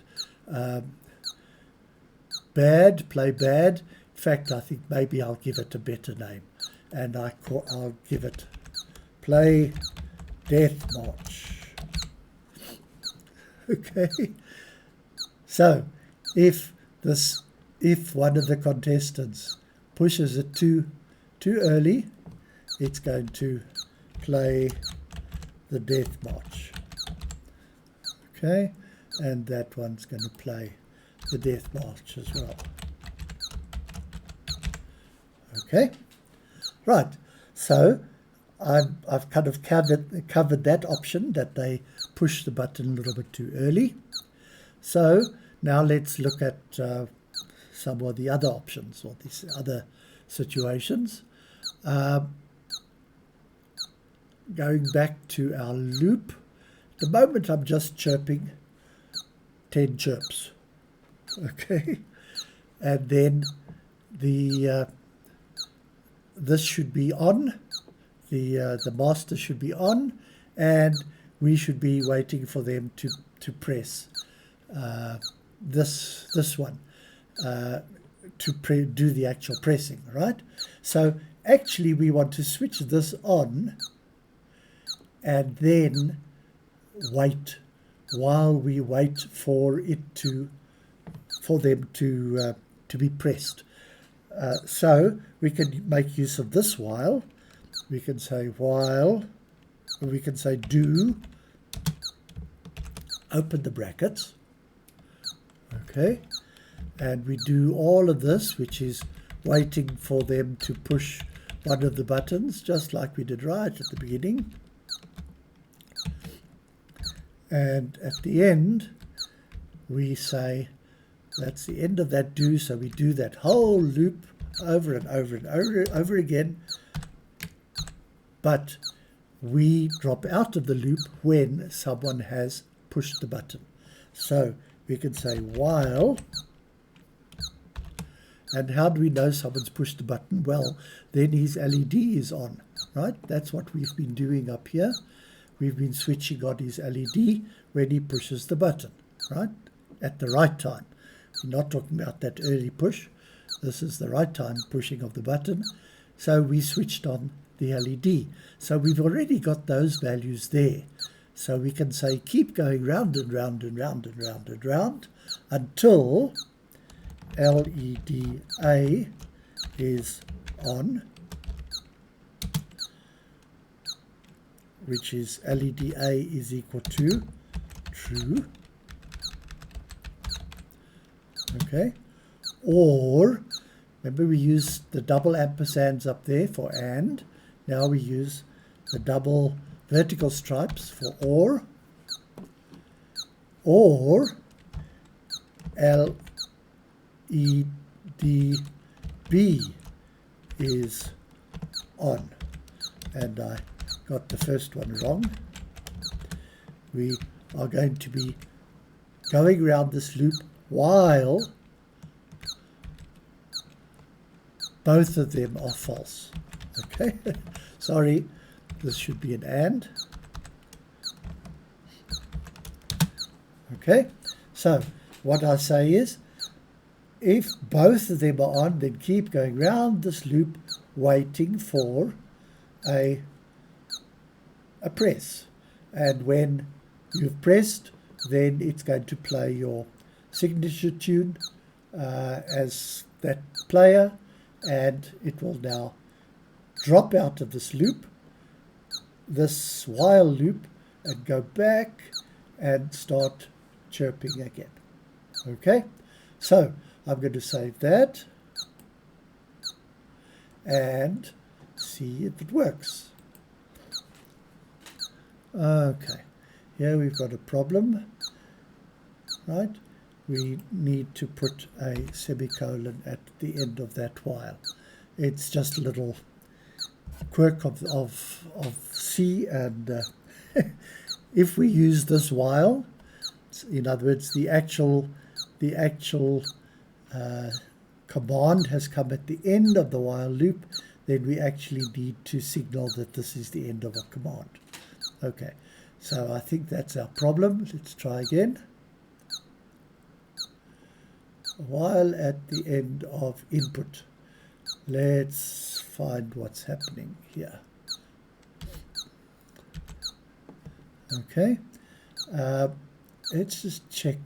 That one matches that one. Oh, okay. So we are actually missing our brace, the brace for the while. Okay, because this one, if we go up, matches that one, right? So that's what we were missing, and also that semicolon, I believe. So we now store that. It's working well. Okay, so let's push to early.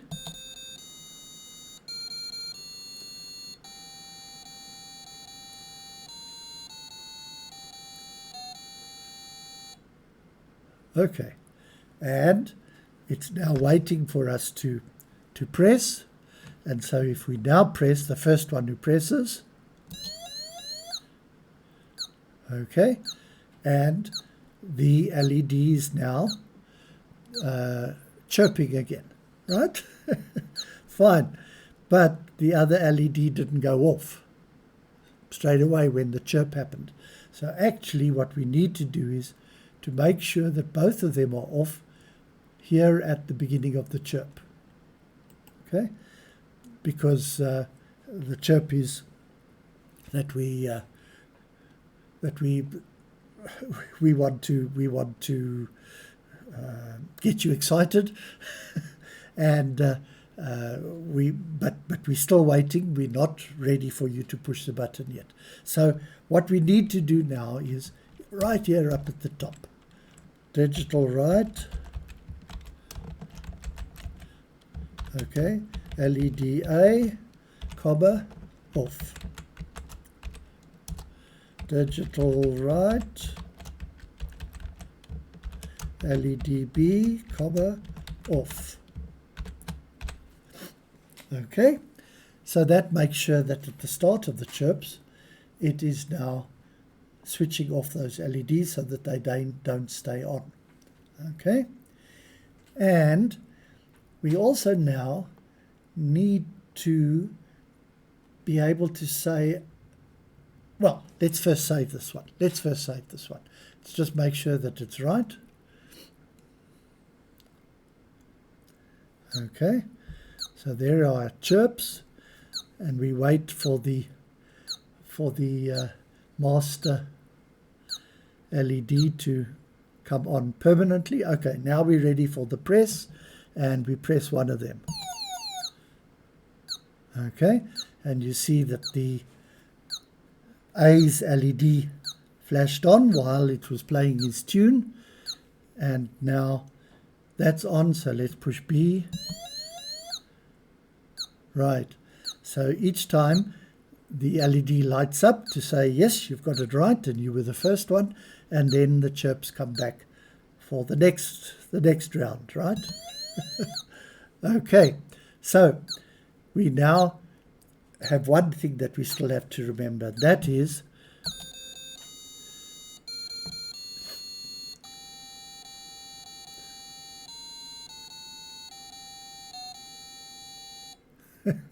okay, but now you notice what's happened. It's gone straight into the master LED has switched on, and it's now waiting for the first person to press.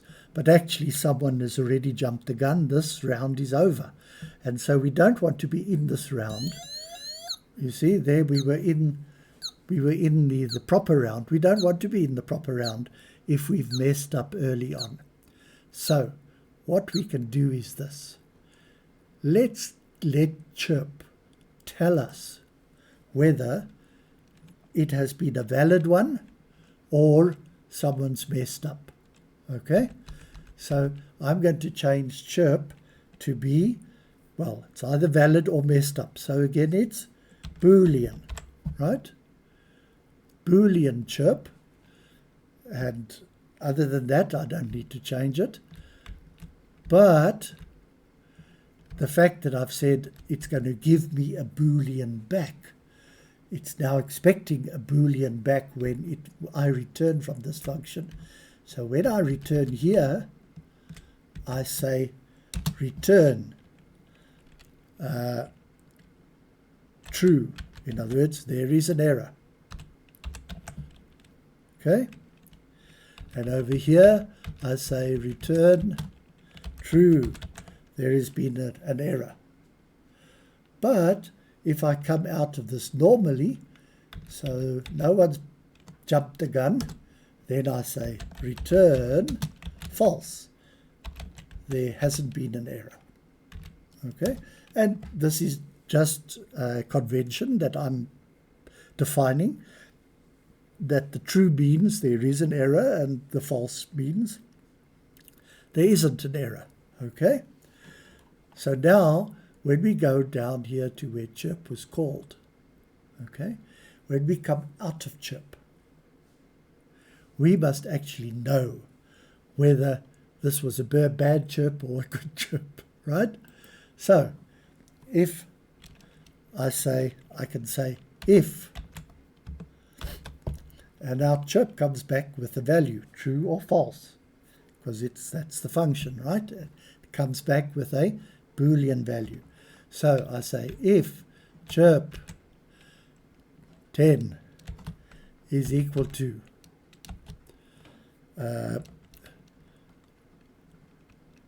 false. Okay. Now I'm asking whether there's not an error.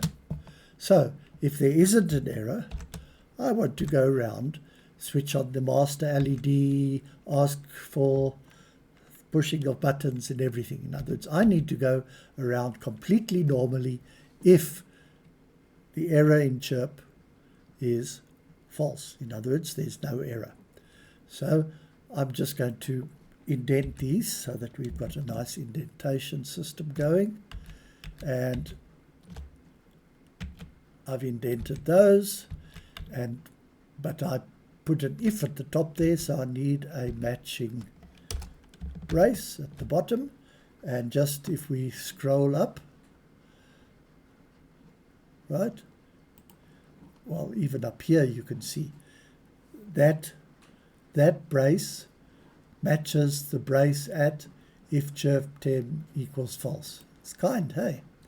If I put it on that one, it doesn't do that for me, but if it's way up here at the top, then when I click on that one, it tells me which line that one matches with.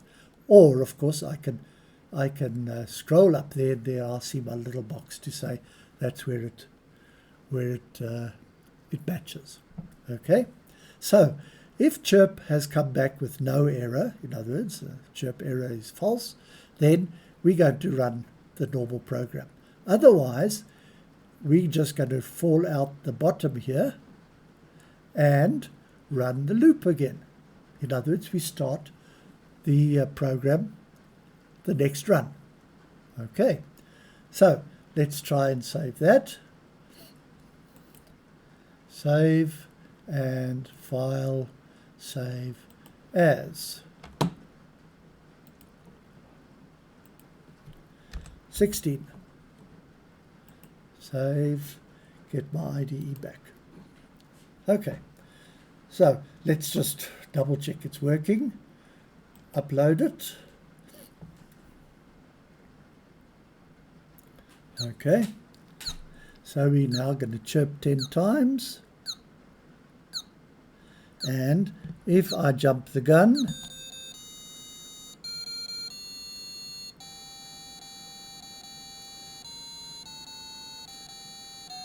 okay, and you notice we go straight back into chirping. We don't finish off that round because the round has been aborted. Okay, but if we wait until all 10 have gone by, now that LED is telling us now's the time to push, okay, to press. So I press, and it then registers that that B has pressed first, and off we go into our chirping again. Okay, now all of this, of course, is very predictable because we wait 10 times each time. But we have our function called random. So we say if chirp, now I'm not telling it to have 10 chirps, I'm telling it to have random between 2 chirps and 9 chirps, just for fun, whatever you want that to be. Okay, so now that is going to be a number between 2 and 9 inclusive. Okay, so we're now going to have a random number of chirps at the beginning, and no one knows when that LED is going to come on permanently and actually do the wait for the press. So we save that and we try it out. Right. 2, 3. Oh, okay. 1, 2, 3, 4. 4 that time. Okay. 2, 3, 4, 5, 6, 7, 8. 8 that time, right? 1, 2, 3, 4, 5, 6, 7. Okay, 7 that time. And so it'll go on, giving you random numbers. Except for one problem. And that is that next time you switch on the Arduino, it will give you the same list of random numbers. They're going to be random, but it's going to be the same list. So, and I mentioned this earlier, we start off here, right here somewhere in the setup, and we say randomize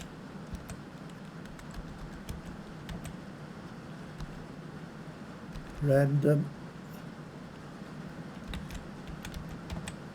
seed, sorry, and we put there a number that's going to be different every day that we switch on.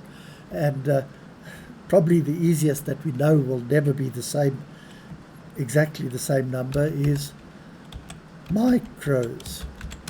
Okay, so that's the number of microseconds since it's switched on. And if you get that the same 2 times in a row, you're really good. Basically impossible. So that's now seeded with a number that will not repeat, will cause the random numbers not to repeat next time. And so I can save that and try it out.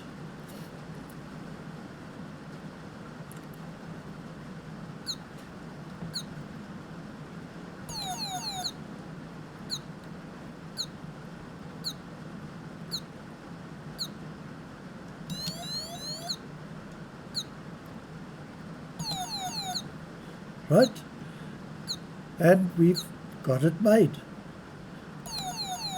and I'm going to save that, and that's our game programmed. It's all there. Okay, so you start off with, and you push the reset button on your Nano, and there it chips, and that person gets there first.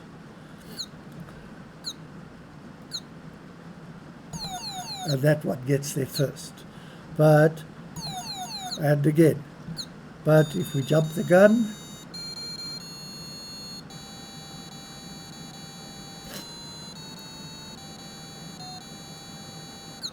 right, and of course we've got the signature tunes are now a little bit mixed up. We play the synthesized one here and we play the actual music elsewhere. So let's make a decision and say we're going to play the music each time. But that synthesized one is ready and waiting. You just need to change those, the call to the function, and you can have the synthesized one. It's up to you. And of course, you can now start adding, keeping a tally of who's done what and when, and you can have a final fanfare when the one of them gets up to 10 right, or whatever. You know, the sky's the limit. Now you know how to program it. You can do anything with it. Make it up on a board, and you have a permanent game to play. Let's make sure that that's saved. And I'm going to upload it for OLAS. And we can play.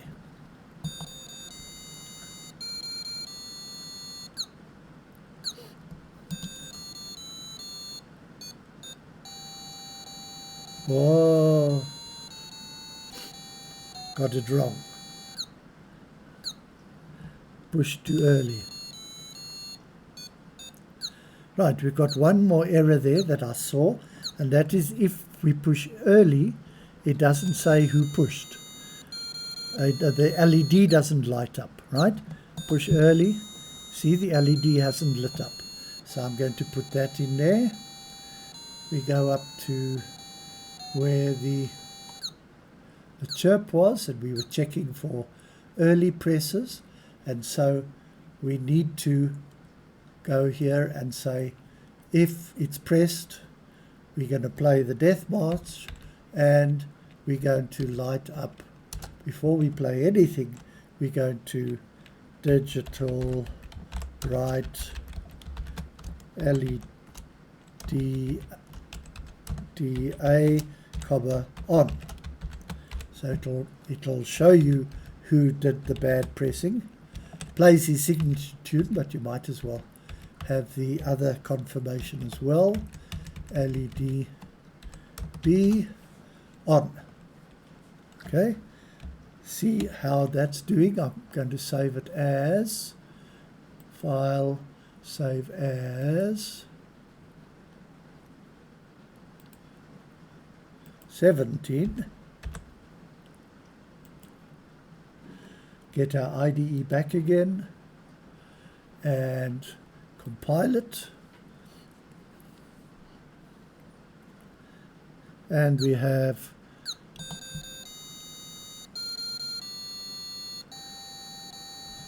right, there's our early press while everybody laughs at him or her.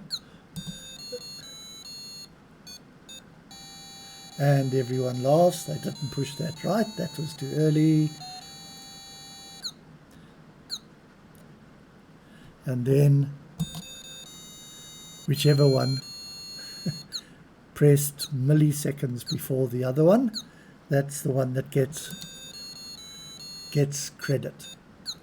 So enjoy, have fun, and build it onto one of those perf boards, and I'll show you how in our next meeting. Have fun.